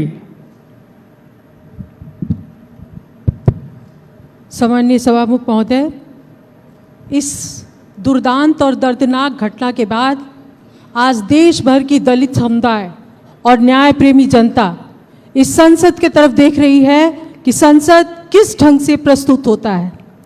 सभामुख महोदय, शंका करने की जगह तो तभी हो गई जब माननीय गृह मंत्री के बोलने के पहले जनप्रतिनिधि के रूप में सत्तासीन दल के उस क्षेत्र के सभासद आके अपना विचार प्रस्तुत किए, और इतना उनका जो विचार का जो प्रस्तुतिकरण है वो दूसरों पे आरोप लगा रहे हैं कि राजनीतिकीकरण नहीं हो, लेकिन राजनीतिकीकरण की प्रक्रिया उन्होंने शुरू की है। सभामुख महोदय, 18 व्यक्ति भगाने के लिए किसी लड़की को नहीं जाते हैं, वो बारात लेके जा रहे थे, धोखा हुआ है, और ये सामुदायिक हत्या और हिंसा का मामला है और सरकार इसको संरक्षण दे रही है।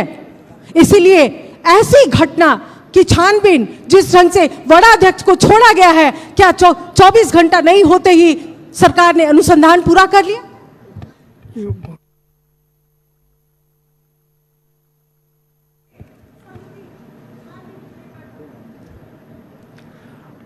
माननीय श्री शरद सिंह भण्डारी। सम्मानीय सभामुख महोदय, अत्यन्तै दुःखलाग्दो र अत्यन्तै घृणित घटनाको बारेमा म भर्सना गर्न चाहन्छु। सभामुख महोदय, वास्तवमा अहिलेको अवस्थामा चाहिँ यो दलितसँग भएको घटनालाई दलित मान्नेहरूले सबभन्दा बढी उठाउनु पर्ने यो परिस्थिति देखेर मलाई वास्तवमा दुःख लागेको छ। यो मुलुक कहाँ गइरहेको छ? मधेसले आफ्नो समस्याको लागि मधेसीले उठाउनु पर्ने, दलितको दलितले उठाउनु पर्ने, अन्यले उठाउनु पर्ने भनेपछि हाम्रो बिचको सद्भाव, हाम्रो बिचको चाहिँ नि एकता कहाँ गइरहेको छ? यो विषयमा चाहिँ के भने अहिलेको अवस्थामा चाहिँ सत्तारूढ दलकै मान्नेहरूले चाहिँ नि यो छानबिन समितिमाथि शङ्का उठाएको हुनाले यो विषयलाई चाहिँ नि सर्वदलीय संसदीय समिति बनाएर छानबिन गर्नुपर्छ भन्ने मेरो मान्यता रहेको छ, मेरो माग रहेको छ। धन्यवाद। माननीय श्री रामबहादुर विष्ट। सम्माननीय सभामुख महोदय, जाजरकोटमा जुन घटना घट्यो यो अत्यन्त निन्दनीय र दुःखद घटना हो, यसको म निन्दा गर्न चाहन्छु। यो त दलितले उपल्लो जातिको लागि प्रेम गरेका कारणै यो घटना घटेको छ। संविधानमा लेखिएको कुरा जातीय भेदभाव गरिने छैन भन्ने कुरा लागू गर्ने कुरामा गृहमन्त्री कति कटिबद्ध हुनुहुन्छ सम्माननीय सभामुख महोदय? अनि छलफल अहिले हुँदैछ, गृहमन्त्रीले के भने मन्त्रालय स्तरीय आयोग गठन गरिसक्नुभयो, त्यो गलत हो। हिजो पनि यस्ता आयोग गठन भएका थिए, कुनै छानबिन भएको छैन। यस्तो व्यापक छलफल भइसक्यो, संसदीय समिति गठन हुनुपर्छ भनेर म जोरदार माग गर्न चाहन्छु। धन्यवाद। मान्य श्री विमला नेपाली। सम्मान्य सभामुख महोदय, आजको सभ्य समाजमा आएर पनि दलित भएकै कारण गैर दलित युवतीसँग प्रेम सम्बन्ध रहेको कुराले ज्यानै गुमाउने घटना घट्नु अत्यन्तै दुःखदायी एवं निन्दनीय घटना हो भन्न चाहन्छु।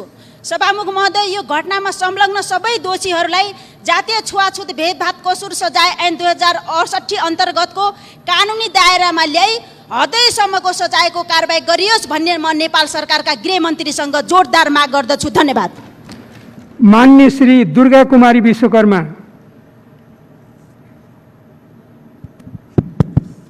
सम्माननीय सभामुख महोदय, रुकुम पश्चिमकै घटनालाई जोड्न चाहे मैले र गृहमन्त्रीज्यूलाई, मान्य गृहमन्त्रीज्यूलाई जवाब सुन्न चाहे। यो घटनाका दोषीलाई घटनामा पीडित हुने मृतक सहित का पीडितलाई क्षतिपूर्ति सहितको न्याय दिने बारे र पीडकलाई आजीवन कारावासको सजाय गर्ने बारे कस्तो सोच बनाउनु भएको छ माननीय गृहमन्त्रीज्यूलाई सोध्न चाहे। अर्को, आगामी दिनमा यस्तै घटना नघट्न दिनको निमित्त नेपाल सरकारले बजेटै छुट्याएर अभियान चलाउने बारेमा के सोच्नु भएको छ, यो सोध्न चाहन्छु। धन्यवाद। माननीय श्री दिलेन्द्र प्रसाद बडु। सम्मानित सभामुख महोदय, रुकुमको यो चर्चामा आएको आजको यो घटना अत्यन्त दुःखद छ, भर्सनायोग्य छ। म यसको निन्दा गर्न चाहन्छु। र यो घटना खालि दलित समाजमाथि भएको घटना मात्र होइन, यो सिङ्गो मानवीयतामाथि र मानव सभ्यतामाथिको बर्बर आक्रमण हो र यो कानुनी राज्यमाथिको र यो अहिलेको संवैधानिक व्यवस्थामाथि, संविधानमाथिको आक्रमण हो। यसलाई अत्यन्त गम्भीरतापूर्वक सरकारले लिनुपर्दछ र कुनै कतैबाट राजनीतिकरण र ढाकछोप भयो भने यसको अर्को रूप फेरि हामी सम्हाल्न सक्नु हुन सक्दछ। त्यसकारणले अहिले पनि यहाँ संसदमा आवाज उठिसकेको छ। यस विषयमा निष्पक्ष ढङ्गले संसदीय छानबिन गठन गर्नका निमित्त सरकारको जवाब के छ, किन नगर्ने, र अहिले पनि सबैले मागिरहेको विषय हो। यसको निष्पक्ष छानबिन हुनुपर्दछ। कुनै किसिमले पनि दोषी उम्किन पाउनु हुँदैन, यसलाई सुनिश्चित गर्नै पर्दछ। म यो माग गर्न चाहन्छु। हस्, धन्यवाद।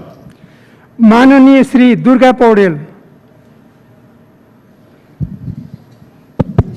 सम्मान्य सभामुख महोदय, रुकुमको घटना जति निन्दा गरे पनि, जति भर्त्सना गरे पनि शब्द कमै हुन्छ। त्यसैले त्यो घटना एउटा प्रतिनिधिमूलक घटना मात्र हो। यस प्रकारको घटना श्रृङ्खलाबद्ध किसिमले घटेको छ सभामुख महोदय। त्यसैले यो घटनाको निष्पक्ष छानबिन होस्, सम्बन्धित दोषीलाई हदैसम्मको कडा कारबाही गरियोस्। त्यो कारबाही तत्काल त्यसप्रति आफ्नो कार्यहरू अगाडि बढाइयोस् र छानबिन समिति यति दह्रो किसिमले गरियोस् र छिटोभन्दा छिटो तिनीहरूलाई कठघरामा तानियोस्। सभामुख महोदय, यसको निम्ति सम्मान्य सभामुख मार्फत मान्य मन्त्रीज्यूले स्पष्ट शब्दमा यो प्रेम विवाहकै उसमा आएको आक्रमण हो, यसको छानबिन कुन प्रकारले गरिन्छ यसको स्पष्ट जवाब दिनको निम्ति अनुरोध गर्छु। धन्यवाद। माननीय श्री मिनेन्द्र प्रसाद रिजाल। सम्माननीय सभामुख महोदय, यो अत्यन्त घृणित निन्दनीय घटना हो। यसले हाम्रो समाजमा आज पनि रहेको अत्यन्त नराम्रो रोग, जसले घृणाको अपराध फैलाछ, त्यो अपराध हाम्रो देशमा छ। यो सहन सक्दैनौँ भन्ने सन्देश संसदले दिन आवश्यक छ। गृहमन्त्रीले आफ्नो काम गर्नु, सरकारले आफ्नो काम गरोस्, छानबिन होला। तर संसदले अहिले पनि नेपालमा घृणाको अपराध छ, दलितहरूलाई मानिँदैन भन्ने कुरामा एउटा बलियो ठाउँमा उभिन सकेन भने के सन्देश जान्छ सभामुख महोदय? तपाईँको पनि जिम्मा हो। संसदले सन्देश दिन आवश्यक छ।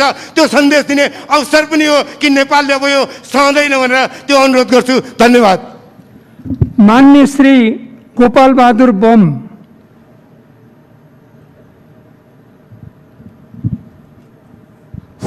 सम्माननीय सभामुख महोदय, घटनाको बारेमा धेरै सांसदज्यूहरूले ल्याइसक्नुभयो र घटना एकदमै दुःखदायी हो। यसको समर्थन छौँ र मान्य गृहमन्त्रीजीले प्रतिबद्धता गरे अनुसार अगाडि बढोस्।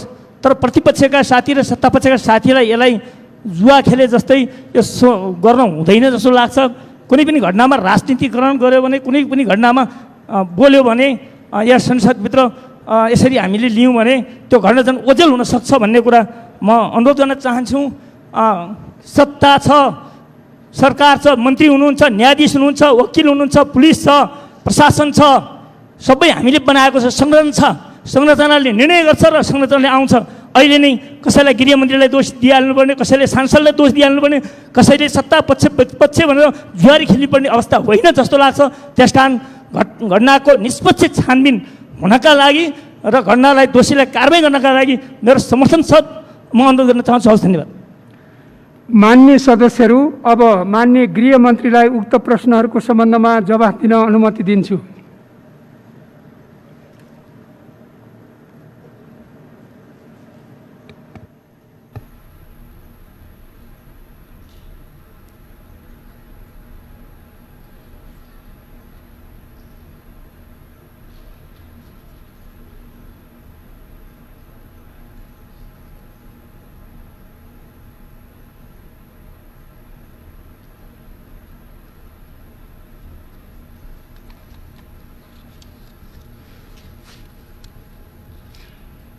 सम्मान्य सभामुखज्यू,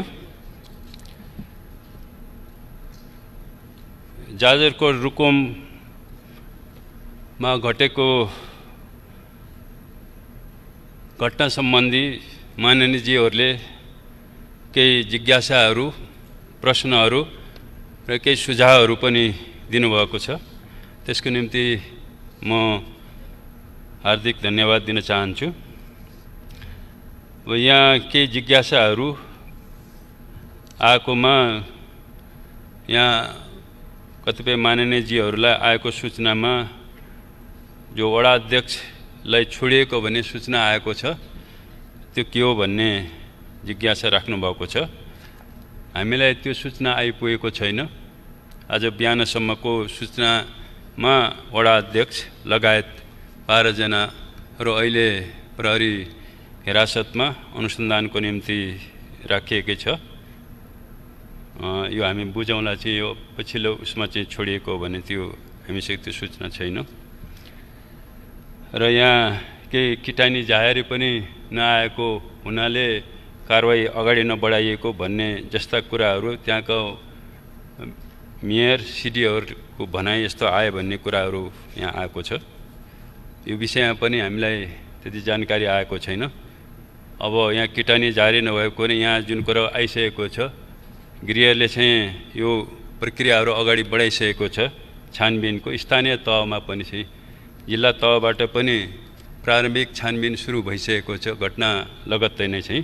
अब अहिले हामीले यसको लागि चाहिँ उच्च स्तरीय छानबिन समिति हामीले बनाएका छौँ। अब यसले चाहिँ निष्पक्ष रूपमा चाहिँ यथाशीघ्र चाहिँ छानबिन गर्ने नै छ। र यो जातीय उत्पीडन यो रोकिएन, यो श्रृङ्खलाबद्ध रूपमा चाहिँ यो घटिरहेको छ। यो यसको अन्त्य कहिले होला भन्ने पनि एउटा जिज्ञासा यहाँ आएको छ। यो ब्राह्मणवादको चाहिँ अन्त्य कहिले होला भन्ने पनि माननीयजीहरूको जिज्ञासा छ। यो विषयमा भन्नुपर्दाखेरि चाहिँ यो जातीय उत्पीडन, लिङ्गे उत्पीडन त्यो बेला चाहिँ अन्त्य हुन्छ जब त्यो चिन्तन समाजमा अन्तर्निहित चिन्तन जुन बेला चाहिँ अन्त्य हुन्छ, यो उत्पीडन पनि त्यही बेला अन्त्य हुन्छ। त्यसकारण हाम्रो चाहिँ जिम्मेवारी सचेत रूपमा भन्दाखेरि यो चिन्तनलाई छिटोभन्दा छिटो अन्त्य गर्ने समाजमा, ताकि यस किसिमको उत्पीडन, यस किसिमका अपराधहरू नहोस् भन्नेमा राज्यले चाहिँ त्यो चिन्तनलाई चाहिँ समाप्त पार्ने दिशामा चाहिँ काम गर्नुपर्ने हुन्छ। त्यसकारणले मलाई लाग्छ यी जो श्रृङ्खलाबद्ध जो घटनाहरू समाजमा घटिरहेका छन्, यो दलितहरूमाथि मात्र नभएर चाहिँ यो महिलाहरूमाथि, बालबालिकाहरूमाथि, निम्न वर्गहरूमाथि जो उत्पीडनहरू हुने गरिरहेको छ समाजमा चाहिँ त्यसको पछाडि चाहिँ मुख्यतः चाहिँ ती समाज विरोधी, मानव विरोधी चिन्तनले नै बढी काम गरिरहेको हुन्छ। र त्यसको अन्त्यको निम्ति निश्चय पनि हामीले चाहिँ त्यो चिन्तनको अन्त्यको लागि, त्यसको रोकथामको लागि हामीले कानुनहरू बनाएका छौँ। हामीले विचारहरू चाहिँ प्रगतिशील, हामीले अग्रगामी विचारहरू चाहिँ हामीले निर्माण गरेका छौँ। त्यसलाई हामीले चाहिँ हावी बनाएर मात्रै यस किसिमको घटनाहरूलाई चाहिँ हामी रोक्न सकिन्छ भन्ने लाग्छ। अब यहाँ माननीयजीहरूले अलि बढी जोड यो छानबिन निष्पक्ष होस् र अहिलेसम्म गृह मन्त्रालयले जुन छानबिन समितिहरू बनाएको छ त्यो घटनाहरूलाई, अपराधहरूलाई ढाकछोप गर्नको निम्ति नै बनाउने गरेको छ भन्ने कतिपय अब माननीयजीहरूले अलि बढी आशंकाको कोणबाट पनि विषयलाई उठाउनु भएको छ। त्यसैले चाहिँ एउटा निष्पक्ष छानबिन समिति, एउटा संसदीय समिति बनाओस् भन्ने पनि यहाँ आएको छ। यो मलाई लाग्छ गृह मन्त्रालयको क्षेत्राधिकारभित्र भएन, यो संसदले नै त्यो कुरा गर्ने होला भन्ने मलाई लाग्छ। हामीले चाहिँ राज्यको तर्फबाट हामीले छानबिन समिति बनाइसकेका छौँ। त्यसले पक्कै पनि चाहिँ एउटा निष्पक्ष चाहिँ छानबिन गर्नेछ र छिटोभन्दा छिटो अहिले हामीले जो छानबिन समिति बनाएका छौँ यसले यथाशीघ्र चाहिँ सकेसम्म चाहिँ 2 हप्ताभित्र चाहिँ यो छानबिन गरेर चाहिँ प्रतिवेदन पेश गर्ने हामीले निर्देशन दिइसकेका छौँ। अब यहाँ यो भेरीमा किन हाम फाल्नु पर्यो भन्ने कुराहरू यहाँ आएको छ। मलाई लाग्छ मैले आफ्नो स्पष्टीकरणमा चाहिँ त्यहाँ जुन झैझगडा हुँदाखेरि लखेटालखेट हुँदाखेरि चाहिँ निश्चय पनि चाहिँ ती केटा पक्षका जो युवाहरू त्यहाँ जो गएका थिए उनीहरूले आफ्नो ज्यान जोगाउनुको निम्ति नै त्यहाँ हाम फालेको भन्ने नै स्पष्ट छ भन्ने लाग्छ चाहिँ। अब त्यहाँ कतिजना थिए भन्ने कुरा पनि आएको छ। अब यहाँ केटा पक्षको बाट त्यहाँ 19 जना गएको भन्ने हामीलाई सूचना छ। त्यसमध्ये 19 जना मध्येमा 1 जना बिच बाटोबाट नै फर्किएको र उनले चाहिँ पछि प्रहरीलाई यो कुराहरूको जानकारी पनि दिएको भन्ने हामीलाई सूचना छ। र अन्य केटी पक्षबाट त्यो ओडामा भएका चाहिँ हामीसँग आएको रिपोर्टमा चाहिँ 50-60 जना चाहिँ त्यहाँ थिए भन्ने आएको छ।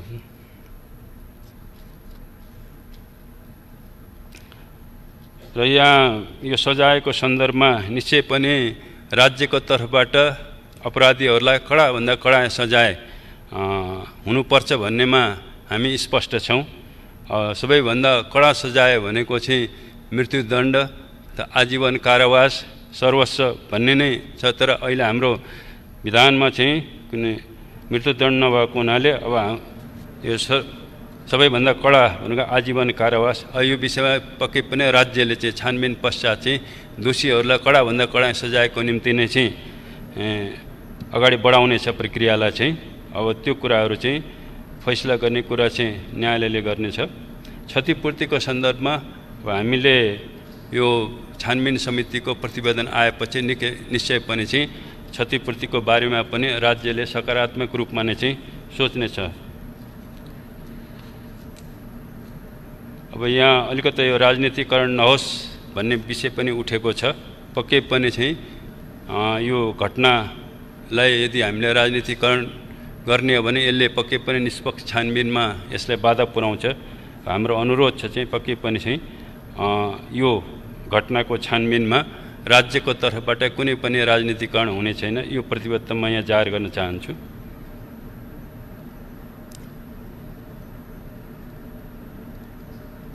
अब यहाँ भगाएर लैजानको निम्ति गएका थिए कि के गर्नको लागि गएका थिए भन्ने प्रश्न पनि यहाँ उठेको छ। यहाँ पक्कै पनि चाहिँ हामी कहाँ आएको सूचनामा चाहिँ केटा पक्षहरू केटीलाई त्यहाँ लिन गएका थिए। किन त्यो उनीहरूको सहमति नभएपछि अभिभावकहरूले चाहिँ त्यो युवतीलाई अन्यत्र नै विवाह गर्ने भइसकेपछि उसले युवकलाई चाहिँ मलाई लिन आऊ भनेर चाहिँ बोलाएको हुनाले युवकहरू गएको भन्ने छ।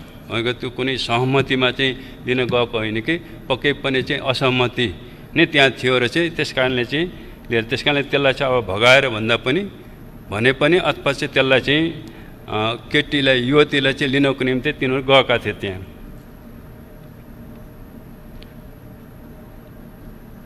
अब मोटामोटी चाहिँ अब अहिले माननीयजीहरूले राखेका जिज्ञासाहरू चाहिँ यिनै विषय नै हुन् भन्ने लाग्छ। र मैले फेरि पनि यो सम्मानित सदनलाई चाहिँ यो घटनाको एउटा निष्पक्ष छानबिन राज्यको तर्फबाट हामी गर्नेछौँ र दोषीहरूलाई चाहिँ कडाभन्दा कडा सजाय दिनको निम्ति म फेरि पनि यहाँ प्रतिबद्धता जाहेर गर्न चाहन्छु। धन्यवाद। मान्य सदस्यहरू, अब मान्य अर्थमन्त्री डाक्टर युवराज खतिवडालाई आर्थिक वर्ष 2076-77 को आर्थिक सर्वेक्षण पेश गर्न अनुमति दिन्छु।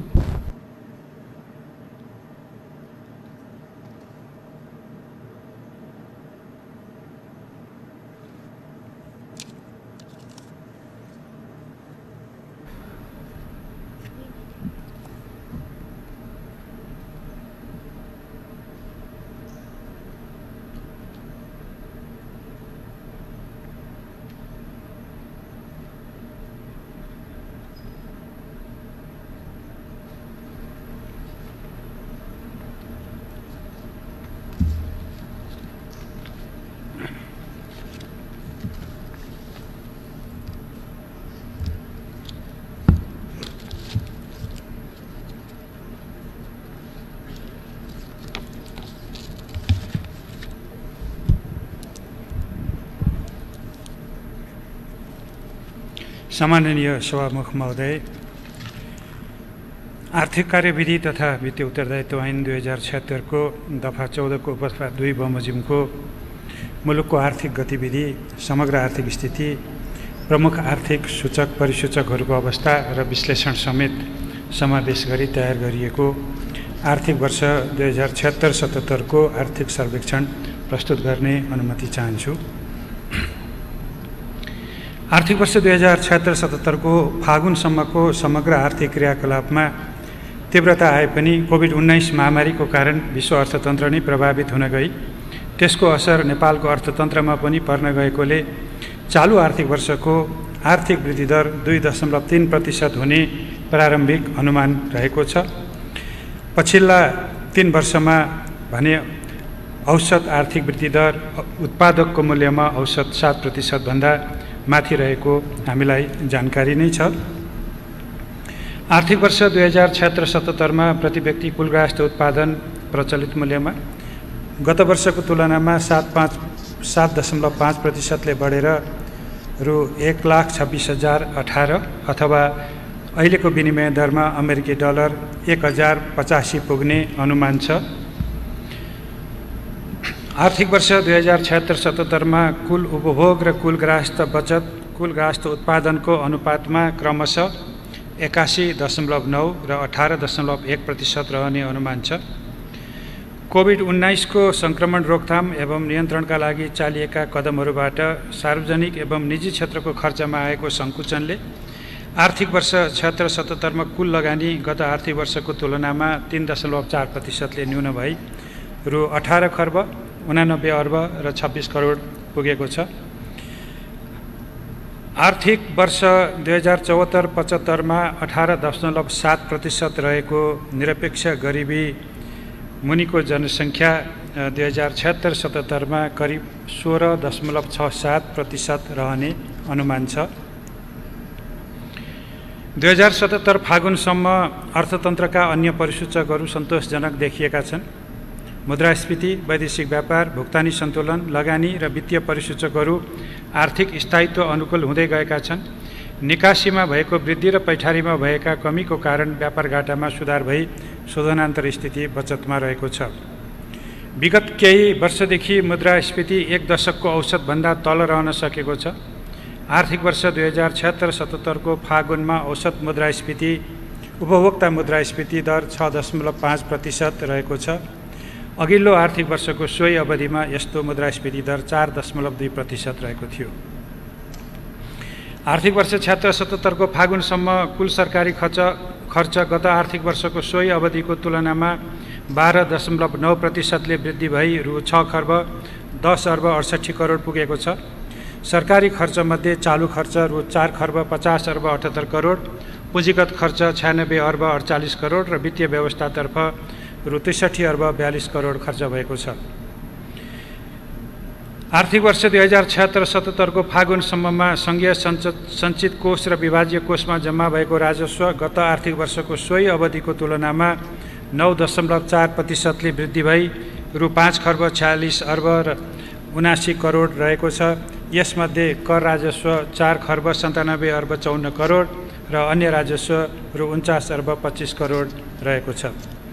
आर्थिक वर्ष 2076-77 को फागुनसम्ममा नै सङ्घीय सरकारको राजस्व गत आर्थिक वर्षको सोही अवधिको तुलनामा 9.6% ले वृद्धि भई रु 4 खर्ब 79 अर्ब पुगेको छ। 2077 फागुनसम्मको वैदेशिक अनुदान रु 16 अर्ब 19 करोड र ऋण रु 93 अर्ब 9 करोड गरी रु 1 खर्ब 9 अर्ब 28 करोड सहायता प्रतिबद्धता प्राप्त भएको छ। 2076 असारसम्म कुल तिर्न बाँकी सार्वजनिक ऋण रु 10 खर्ब 47 अर्ब 90 करोड रहेकोमा रु 91 अर्ब 90 करोड थप भई 2076 फागुनसम्म कुल तिर्न बाँकी सार्वजनिक ऋण रु 11 खर्ब 39 अर्ब 80 करोड पुगेको छ। यसमा आन्तरिक ऋण रु 4 खर्ब 40 अर्ब 5 करोड र बाह्य ऋण रु 6 खर्ब 79 अर्ब 75 करोड रहेको छ। वित्तीय क्षेत्रमा यस अवधिमा विस्तार हुँदै गएको छ। वित्तीय पहुँच अभिवृद्धि हुँदै जानुको साथै वित्तीय कारोबारमा समेत उल्लेख्य विस्तार भएको छ। 2076 असारसम्मको 8686 को सङ्ख्यामा रहेका ब्याङ्क तथा वित्तीय संस्थाको शाखा सङ्ख्या 2076 फागुनमा 9640 पुगेको छ। 2076 फागुनसम्ममा बिमामा पहुँच पुगेको जनसङ्ख्या 22% रहेको छ। वैदेशिक रोजगारमा जाने कामदारसहित यो बिमा प्राप्त गर्ने अनुपात 26% पुगेको छ। 2075 फागुनसम्म नेपाल स्टक एक्सचेन्जमा सूचीकृत कम्पनीको सङ्ख्या 205 रहेकोमा 2076 फागुनसम्ममा 212 पुगेको छ। 2076 फागुन मसान्तमा धितोपत्र बजार पुँजीकरण 2075 फागुन मसान्तको तुलनामा 24.7%ले वृद्धि भई रु 17 खर्ब 60 अर्ब 93 करोड पुगेको छ। आर्थिक वर्ष 2076-77 को फागुनसम्म कुल वस्तु निर्यात 22.3%ले वृद्धि भई रु 74 अर्ब 91 करोड पुगेको छ भने वस्तु आयात 2.6%ले घटेर रु 9 खर्ब 24 अर्ब 24 करोड रहेको छ। यस अवधिमा वस्तु व्यापार घाटा 4.3%ले सङ्कुचन भएको छ। अघिल्लो वर्ष यसै अवधिमा यस्तो घाटा 24.4%ले बढेको थियो। आर्थिक वर्ष 2075-76 को फागुनसम्म रु 58 अर्ब 59 करोडले घाटामा रहेको शोधनान्तर स्थिति आर्थिक वर्ष 76-77 को सोही अवधिमा रु 37 अर्ब 84 करोडले बचतमा रहेको छ। 2076 फागुनसम्म रु 1 खर्ब 91 अर्ब 49 करोडले घाटामा रहेको चालु खाता घाटा 2076-77 को फागुनसम्ममा सुधार भई रु 1 खर्ब 24 अर्ब 93 करोडमा कायम भएको छ। आर्थिक वर्ष 2076-77 को फागुनसम्ममा विप्रेषण आप्रवाह 1.8%ले वृद्धि भई रु 5 खर्ब 92 अर्ब 42 करोड पुगेको छ। गत आर्थिक वर्षको सोही अवधिमा यस्तो आप्रवाह 23.4%ले बढेको थियो। 2076 फागुन मसान्तमा कुल विदेशी विनिमय सञ्चिति 2076 असारको 10 खर्ब 39 अर्बबाट बढेर 11 खर्ब 36 अर्ब 51 करोड पुगेको छ। चालु आर्थिक वर्षको फागुनसम्ममा उद्योग विभागबाट स्वीकृत विदेशी लगानी गत आर्थिक वर्षको सोही अवधिको तुलनामा वृद्धि भई रु 29 अर्ब 67 करोड पुगेको छ भने लगानी बोर्डबाट यस अवधिमा रु 1 खर्ब 55 अर्ब लगानी स्वीकृत भएको छ। 2076-77 को फागुनसम्ममा पर्यटकको आगमनमा वृद्धि भएको छ र 2076 फागुनसम्ममा कुल जनसङ्ख्याको 90% जनसङ्ख्यामा विद्युतको पहुँच पुगेको छ भने यो विद्युतको खपत अघिल्लो वर्षको तुलनामा 8.3%ले बढेर प्रति व्यक्ति 1355 विद्युत उत्पादन वृद्धि भई 1355 मेगावाट इन्स्टल्ड क्यापेसिटी अथवा जडित क्षमता पुगेको छ। आर्थिक वर्ष 2076-77 को फागुनसम्म मुलुकभर सङ्घबाट निर्माण भएका रणनीतिक र स्थानीय सडक सञ्जालतर्फ कालोपत्रे 15,254 किलोमिटर, खण्डा स्मित 9,251 किलोमिटर र कच्ची 9,842 किलोमिटर गरी कुल सडकको लम्बाइ 34,347 किलोमिटर पुगेको छ। प्रदेश र स्थानीय स्तरबाट 61,345 किलोमिटर सडक निर्माण भएको छ। शैक्षिक सत्र 2076 प्राथमिक तहको खुद भर्ना दर 97.1%, आधारभूत तहको भर्ना दर 93.4% र माध्यमिक तहको भर्ना दर 47.6% पुगेको छ। विगत वर्षहरूको तुलनामा तहगत रूपमा खुद विद्यार्थी भर्ना दरमा सुधार भएको छ। विद्यालय तहको शिक्षामा लैङ्गिक समानता हासिल भएको छ। 2076 को फागुनसम्ममा 55 जिल्लाका 505 स्थानीय तहमा स्वास्थ्य बिमा कार्यक्रम विस्तार भएको छ।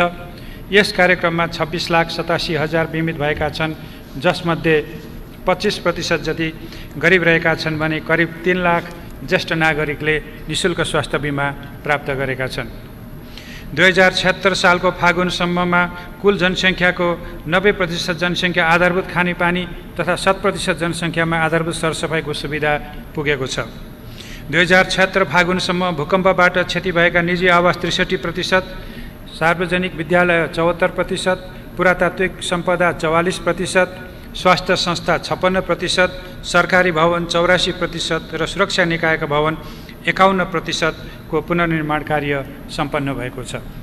समग्रमा कोरोना सङ्क्रमण रोकथाम र नियन्त्रणका लागि कदमहरू चाल्नु अघिसम्म अर्थतन्त्रका आधारभूत परिसूचकहरू र विकासका क्रियाकलापहरू सन्तोषप्रद रहेका देखिन्छन्। तर तत्पश्चातको अवस्थामा अन्तर्राष्ट्रिय तथा राष्ट्रिय परिस्थितिका कारण आर्थिक गतिविधिहरू शिथिल हुँदै जाँदा पर्यटन उद्योग, निर्माण, व्यापार लगायतका क्षेत्र बढी प्रभावित भई आर्थिक विकास र स्थायित्वका परिसूचकहरूमा चाप पर्दै गएको छ। सम्मानीय सभामुख महोदयको अनुमतिले अब म आर्थिक वर्ष 2076-77 को आर्थिक सर्वेक्षण सदन समक्ष प्रस्तुत गर्दछु। धन्यवाद।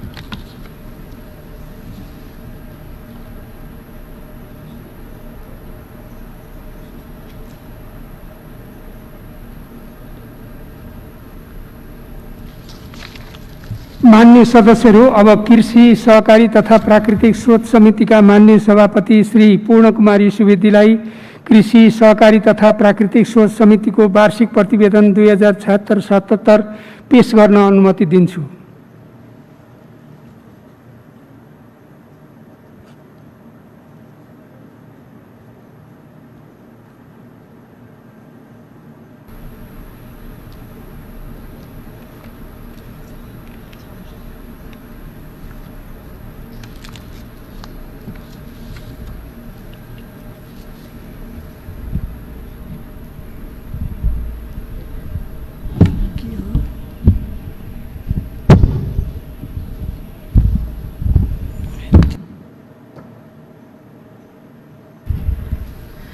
सम्माननीय सभामुख महोदय, माननीय सदस्यज्यूहरू, प्रतिनिधि सभाको नियमित कार्यमा सहयोग पुर्याउन प्रतिनिधि सभाले विषयगत समिति गठन गर्न सक्नेछ भन्ने प्रतिनिधि सभा नियमावलीको व्यवस्था अनुसार यो समिति गठन भएको थियो। हाल यो समितिमा पदेन सदस्य बाहेक 24 जना माननीय सदस्यहरू रहनुभएको छ। सङ्घीय संसद प्रतिनिधि सभा नियमावली 2075 बमोजिम समितिको कार्यक्षेत्रभित्र ऊर्जा, जलस्रोत तथा सिँचाइ, कृषि तथा पशुपन्छी विकास, भूमि व्यवस्था, सहकारी तथा गरिबी निवारण र वन तथा वातावरण मन्त्रालय र ती मन्त्रालय मातहतका निकायहरू रहने व्यवस्था रहेको छ। समितिले आफ्नो कार्य सम्पादन गर्ने क्रममा जम्मा 113 वटा बैठक बसी सम्बद्ध मन्त्रालय र मातहतका निकायहरूका प्रतिनिधिहरूका अतिरिक्त सम्बन्धित विषय विज्ञहरूलाई समितिको बैठकमा आमन्त्रण गरी छलफल र अन्तर्क्रिया गरेको थियो। समितिको कार्यक्षेत्रभित्रका कार्यहरूको अध्ययन अनुगमन गर्ने क्रममा समितिले बाँके, बर्दिया, शुक्लाफाटा, चितवन राष्ट्रिय निकुञ्ज र कोशी टप्पु वन्यजन्तु आरक्षको स्थलगत अनुगमन गरेको थियो। साथै राष्ट्रिय प्राकृतिक संरक्षण कोष अन्तर्गत अन्नपूर्ण क्षेत्र संरक्षण क्षेत्रको स्थलगत अवलोकन गरेको थियो। त्यसैगरी नेपाल कृषि अनुसन्धान परिषदद्वारा सञ्चालन गरिएका बाँके, सुर्खेत, दैलेख र कपिलवस्तु जिल्लाका अनुसन्धान केन्द्रहरूको स्थलगत अध्ययन गरी सुझाव तथा निर्देशनहरू दिएको थियो।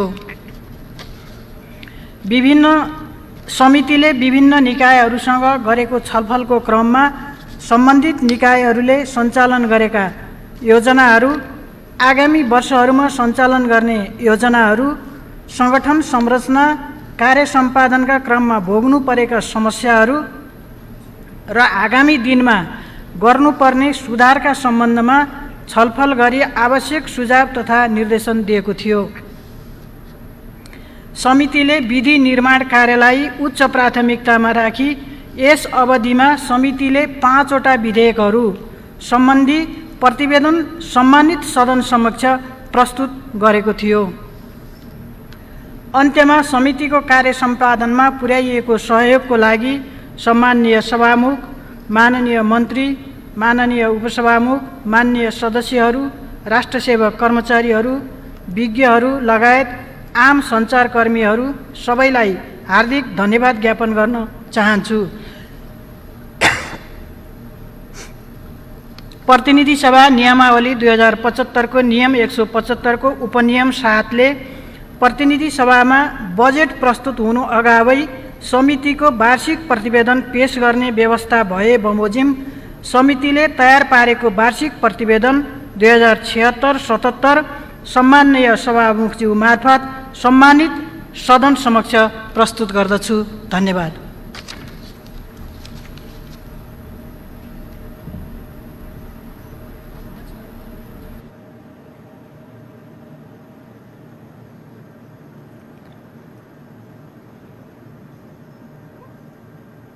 माननीय सदस्यहरू, अब राज्य व्यवस्था तथा सुशासन समितिका माननीय सभापति श्री शशि श्रेष्ठलाई राज्य व्यवस्था तथा सुशासन समितिको वार्षिक प्रतिवेदन 2077 पेश गर्न अनुमति दिन्छु।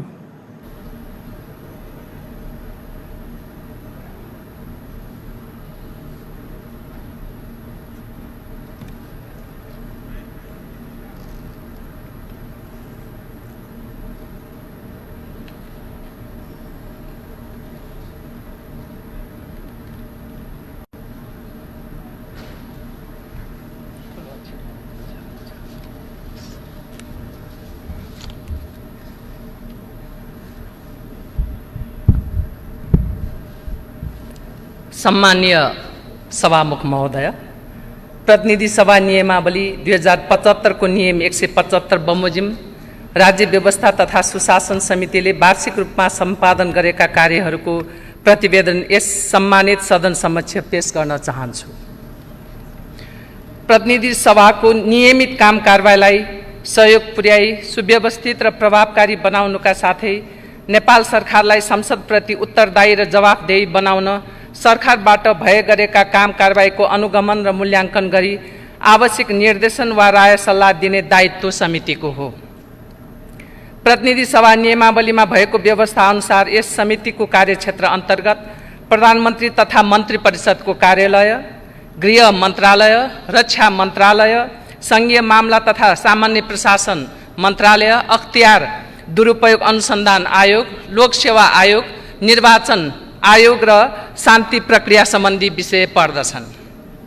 सम्मान्य सभामुख महोदय, समितिका विभिन्न कार्यहरूमध्ये कानुन निर्माणको कामलाई उच्च प्राथमिकता दिनुका साथै गम्भीर राष्ट्रिय सरोकारका विषय लगायत अन्य समसामयिक सवालहरूमा समितिका अधिकांश बैठकहरू केन्द्रित रहेका थिए। गत वर्षको आर्थिक प्रतिवेदन प्रतिनिधि सभामा पेश गरे पश्चात हालसम्म जम्मा 4 वटा विधेयकका प्रतिवेदनहरू, प्रहरी कर्मचारीलाई नेपाल प्रहरी तथा प्रदेश प्रहरीमा समायोजन गर्ने सम्बन्धमा व्यवस्था गर्न बनेको विधेयक, राष्ट्रिय परिचय पत्र तथा पञ्जीकरणको सम्बन्धमा व्यवस्था गर्न बनेको विधेयक, नेपाल प्रहरी र प्रदेश प्रहरीले सम्पादन गर्ने कार्यको सञ्चालन, सुपरिवेक्षण र समन्वय सम्बन्धमा व्यवस्था गर्न बनेको विधेयक, लोकसेवा आयोग सम्बन्धी कानुनलाई संशोधन र एकीकरण गर्न बनेको विधेयक समितिबाट पारित भई सम्मानित सदन समक्ष पेश भइसकेका छन्। हाल समितिमा सङ्घ, प्रदेश र स्थानीय तह बीचको अन्तर्सम्बन्ध व्यवस्थित गर्ने सम्बन्धमा व्यवस्था गर्न बनेको विधेयक, कारागार सम्बन्धी कानुनलाई संशोधन र एकीकरण गर्न बनेको विधेयक, निजामती सेवाको गठन, सञ्चालन र सेवाको शर्त सम्बन्धमा व्यवस्था गर्न बनेको विधेयक र नेपाल नागरिकता ऐन 2063 लाई संशोधन गर्न बनेको विधेयक गरी 4 वटा विधेयकहरू विचाराधीन अवस्थामा छन्। तीमध्ये सङ्घीय निजामती सेवाको गठन, सञ्चालन र सेवाको शर्त सम्बन्धमा व्यवस्था गर्न बनेको विधेयक र नेपाल नागरिकता ऐन 2063 लाई संशोधन गर्न बनेको विधेयकमा एकाध दफा बाहेक अधिकांश दफाहरूमा मस्यौदा प्रतिवेदनमाथि समेत छलफल गरी सहमति कायम भई प्रतिवेदन निर्माणको चरणमा रहेको छ। सम्मान्य सभामुख महोदय, समितिले समय समयमा समसामयिक विषयहरूमा सरकारलाई ध्यानाकर्षण गराउने तथा राय सुझाव र आवश्यक निर्देशनहरू दिने कार्य समेत गर्दै आएको छ। समितिले सरकारको काम कारबाही मूल्याङ्कन गरी आफ्नो कार्यक्षेत्रभित्रका निकायहरूलाई दिएका निर्देशनमध्ये संविधानको मर्म र भावना अनुरूप रिक्त पदहरूमा पदपूर्तिका लागि समानुपातिक समावेशी सिद्धान्त अवलम्बन गर्ने, सङ्गठन तथा व्यवस्थापन सर्वेक्षणलाई वस्तुगत वैज्ञानिक बनाउने र दरबन्दी यकिन गरे पश्चात मात्रै पदपूर्ति गर्ने, विपद व्यवस्थापनको पूर्व तयारी तथा प्रतिकारी योजना कार्यान्वयन गर्दै विपद व्यवस्थापन सम्बन्धी क्रियाकलापको प्रभावकारी कार्यान्वयन गर्ने, राष्ट्रिय विपद जोखिम न्यूनीकरण तथा व्यवस्थापन प्राधिकरण यथाशीघ्र गठन गर्ने, राष्ट्रिय पर्वहरूमा घट्न सक्ने सम्भावित चोरी, लुटपाट लगायत अपराधिक घटनाहरूका सम्बन्धमा आवश्यक पूर्व तयारी गरी समयमै सजगता अपनाई देशैभरि शान्ति सुव्यवस्था कायम गर्ने।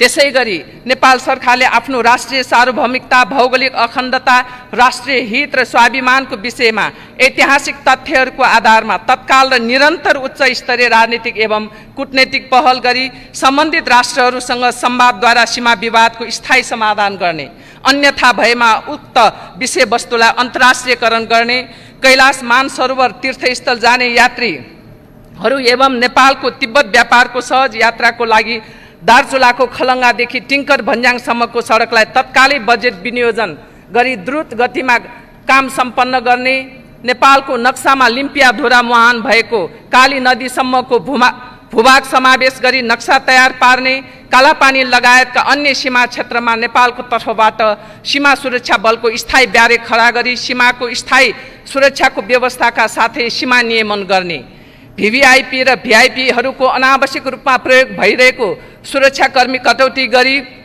सीमा सुरक्षा लगायतका कार्यमा खटाउने, कोरोना रोकथाम र नियन्त्रणका लागि विश्व स्वास्थ्य सङ्गठनको मापदण्ड अनुसार परीक्षणलाई व्यापक बनाउने, विदेशमा रोजगार गुमाई समस्यामा रहेका नेपाली कामदारहरू र नेपाल भारत सीमा क्षेत्रमा अल्पत्र परेका नेपाली नागरिकहरूलाई विश्व स्वास्थ्य सङ्गठनको मापदण्ड अनुसार स्वास्थ्य परीक्षण गरी पोजिटिभ परिणाम नआएकाहरूलाई उच्च सतर्कता साथ आवश्यक पूर्वाधार र न्यूनतम मापदण्ड पुरा गरी क्वारेन्टिनमा राख्ने र क्वारेन्टिनमा बसेको अवधिमा उचित खानपानको व्यवस्था गर्ने, वैदेशिक रोजगारी गुमाई ठूलो सङ्ख्यामा स्वदेश फर्केका युवाहरू र फर्कन सक्ने सम्भावित परिस्थितिको आकलन गरी गाउँमा कृषि उत्पादनको काम तथा साना कृषिजन्य उद्योगहरू खोल्न युवाहरूलाई प्रोत्साहित गर्नका लागि आवश्यक योजना बनाउने, कारागारका कैदी बन्दीहरूलाई हुन सक्ने कोभिड-19 को सङ्क्रमणलाई मध्यनजर गरी फौजदारी कसुर सजाय निर्धारण तथा कार्यान्वयन ऐन 2074 को दफा 37 मा भएको कैद कत्ता सम्बन्धी व्यवस्थालाई थप व्यवस्थित बनाउने लगायतका महत्त्वपूर्ण विषयहरू रहेका छन्। समितिले आफ्नो कार्यक्षेत्रसँग सम्बन्धित निकायलाई दिएका निर्देशन एवं सुझाव यस प्रतिवेदनमा विस्तृत रूपमा समावेश गरिएको बेहोरा सम्मानित सदन समक्ष जानकारी गराउन चाहन्छु। सम्मान्य सभामुख महोदय, कार्य सम्पादनका सिलसिलामा समितिले कार्यक्षेत्रभित्र प्रधानमन्त्री तथा मन्त्री परिषदको कार्यालय, गृह मन्त्रालय, रक्षा मन्त्रालय, सङ्घीय मामला तथा सामान्य प्रशासन मन्त्रालय, अख्तियार दुरुपयोग अनुसन्धान आयोग, लोकसेवा आयोग, निर्वाचन आयोगका प्रतिनिधिहरू साथै विशेषज्ञ र सरोकारवालाहरूलाई समितिमा आमन्त्रण गरी छलफल गर्नुका साथै आवश्यक जानकारी लिएको थियो। साथै समितिले ती आयोगहरूका काम कारबाहीका सम्बन्धमा स्थलगत अनुगमन समेत गरेको थियो। यस क्रममा निर्वाचन आयोग, लोकसेवा आयोग र अख्तियार दुरुपयोग अनुसन्धान आयोगका नियमित काम कारबाहीलाई अझ प्रभावकारी र परिणाममुखी बनाउन महत्त्वपूर्ण सुझाव एवं निर्देशनहरू दिएको थियो। त्यसैगरी समितिले वर्षाका कारण भएको डुबान र बाढीबाट काठमाडौँ उपत्यका लगायत तराईका प्रभावित जिल्लाका विभिन्न क्षेत्रहरूको स्थलगत अनुगमन पश्चात समितिले ठहर गरेको विषयहरू, तात्कालीन, अल्पकालीन र दीर्घकालीन उपायहरू सहितको प्रतिवेदन सम्मानित सदन समक्ष पेश गरिसकेको बेहोरा अनुरोध गर्दछु। नेपालमा रहेका केही कारागारहरूको अवस्थाको बारेमा स्थलगत अनुगमन गर्ने निर्णय बमोजिम समितिले केन्द्रीय कारागार र नखु कारागारको स्थलगत अनुगमन तथा निरीक्षण गरी कारागार र कारागारमा रहेका कैदी बन्दीहरूको अवस्था र समग्र कारागार सुधारका लागि सरकारले गर्नुपर्ने कार्यहरूबारे विभिन्न सुझाव एवं निर्देशनहरू समेत दिएको थियो। समितिले मुलुकमा सुशासन प्रवर्धनका लागि सम्बन्धित विज्ञहरूलाई आमन्त्रित गरी अन्तर्क्रिया तथा छलफल गरेको थियो। त्यसैगरी समितिमा विभिन्न मितिमा प्राप्त भएका गुनासो एवं उजुरीहरूको सम्बोधन गरी टुङ्ग्योमा पुर्याउन गठित 3 सदस्यीय कार्यदलले दिएका सुझावहरूका आधारमा ती विषयहरूलाई सम्बोधन गर्न समिति बैठक बसी सम्बन्धित निकायहरूले आवश्यक कार्यान्वयनको लागि निर्देशन समेत दिएको थियो। सम्मान्य सभामुख महोदय, समितिमा हाल 27 जना मान्य सदस्यहरू रहनु भएको छ। गत वर्षको वार्षिक प्रतिवेदन सम्मानित सदन समक्ष पेश भए पश्चात यो प्रतिवेदन निर्माणको अवधिसम्म समितिमा जम्मा 102 वटा बैठकहरू बसेको बेहोरा अनुरोध गर्दछु। सम्मान्य सभामुख महोदय, आगामी दिनमा विषयगत समितिलाई थप प्रभावकारी र परिणाममुखी बनाउन समितिले देहाय बमोजिमको व्यवस्था हुन आवश्यक महसुस गरेको छ। विधेयक निर्माण पूर्व विज्ञ एवं सरोकारवाला निकायसँग पर्याप्त एवं बृहत छलफल गर्ने, मिनी संसदको भूमिकामा रहेको समिति सरकारको काम कारबाहीलाई जिम्मेवार, प्रभावकारी र जनताप्रति जवाफदेही बनाउन कार्य गर्ने सार्वभौम अङ्ग हो भन्ने मान्यता स्थापित गर्नुपर्ने, समितिले सरकार र सम्बन्धित सरकारवाला निकायहरूलाई दिएका निर्देशन एवं सुझावहरूलाई गम्भीरतापूर्वक लिई अनिवार्य कार्यान्वयन गर्ने, संविधानको मर्मभन्दा बाहिर अनावश्यक रूपमा रहेका विभाग, बोर्ड, कार्यालय, समिति तथा कोष लगायतका संरचनाहरू खारेज गरी चुस्त र प्रभावकारी प्रशासनिक संरचना निर्माण गर्ने, कोभिड-19 महामारी, सीमा विवाद, कर्मचारी व्यवस्थापन लगायतका समितिका निर्देशन एवं सुझावहरूलाई उच्च प्राथमिकताका साथ कार्यान्वयन गर्ने, सम्बन्धित मन्त्रालय एवं निकायहरूले समितिबाट सरकारलाई दिएका निर्देशनहरूको कार्यान्वयनको स्थितिबारे समितिमा समयमा नै जानकारी उपलब्ध गराउने, समितिको विषयगत विशिष्टता अनुरूप कर्मचारीहरूको व्यवस्थापन गर्नुपर्ने, समिति सचिवालयको क्षमता विकास गरी समितिका काम कारबाहीलाई आधुनिक प्रविधि मैत्री डिजिटाइज गर्ने, समितिको अध्ययन अनुसन्धानको लागि मन्त्रालयगत एवं निकायगत डेस्कको स्थापना गर्ने, समितिका सांसद र कर्मचारीहरूलाई अन्य देशसँग अनुभवको आदान प्रदान गर्नका लागि आवश्यक व्यवस्था गर्नुपर्ने, समितिका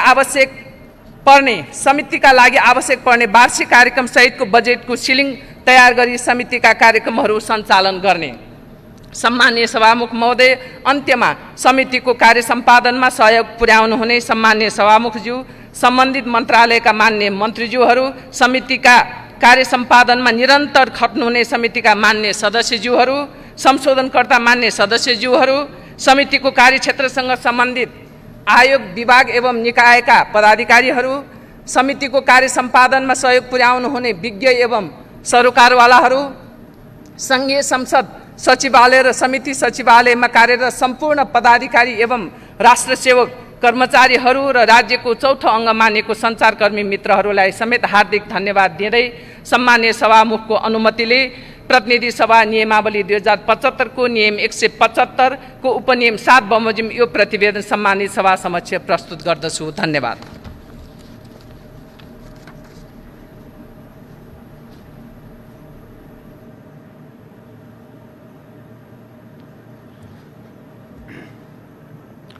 माननीय सदस्यहरू, अब पूर्व सदस्य दुर्योधन सिंह चौधरीको निधन भएकोमा निम्नलिखित शोक प्रस्ताव प्रस्तुत गर्दछु। प्रतिनिधि सभाको यो बैठक 2048, 51 र 56 सालको प्रतिनिधि सभा निर्वाचनमा रूपन्देही जिल्ला क्षेत्र नम्बर 1 बाट नेपाली काङ्ग्रेसको तर्फबाट निर्वाचित सदस्य, लोकतान्त्रिक आन्दोलनका सक्रिय भूमिका निर्वाह गर्नुभएका, सामाजिक क्षेत्रमा समेत क्रियाशील, सरल, शान्त व्यक्तित्वको रूपमा परिचित नेता एवं पूर्व राज्य मन्त्री दुर्योधन सिंह चौधरीको 70 वर्षको उमेरमा मिति 2077 साल जेठ 9 गते शुक्रबार बुटवल स्थित गौतम बुद्ध मुटु अस्पतालमा उपचारको क्रममा असामयिक निधन भएकोमा गहिरो शोक प्रकट गर्दछ र उहाँको दिवंगत आत्माको चिर शान्तिको कामना गर्दै शोक सन्तप्त परिवारप्रति संवेदना प्रकट गर्दछ। उक्त शोक प्रस्तावलाई पारित गरिदिन हुन अनुरोध गर्दछु। उक्त शोक प्रस्ताव सर्वसम्मतिले पारित भएको घोषणा गर्दछु। मान्य सदस्यहरू, अब हामी स्वर्गीय दुर्योधन सिंह चौधरीको निधनप्रति शोक व्यक्त गर्न उठेर 1 मिनेट मौन धारण गरौँ।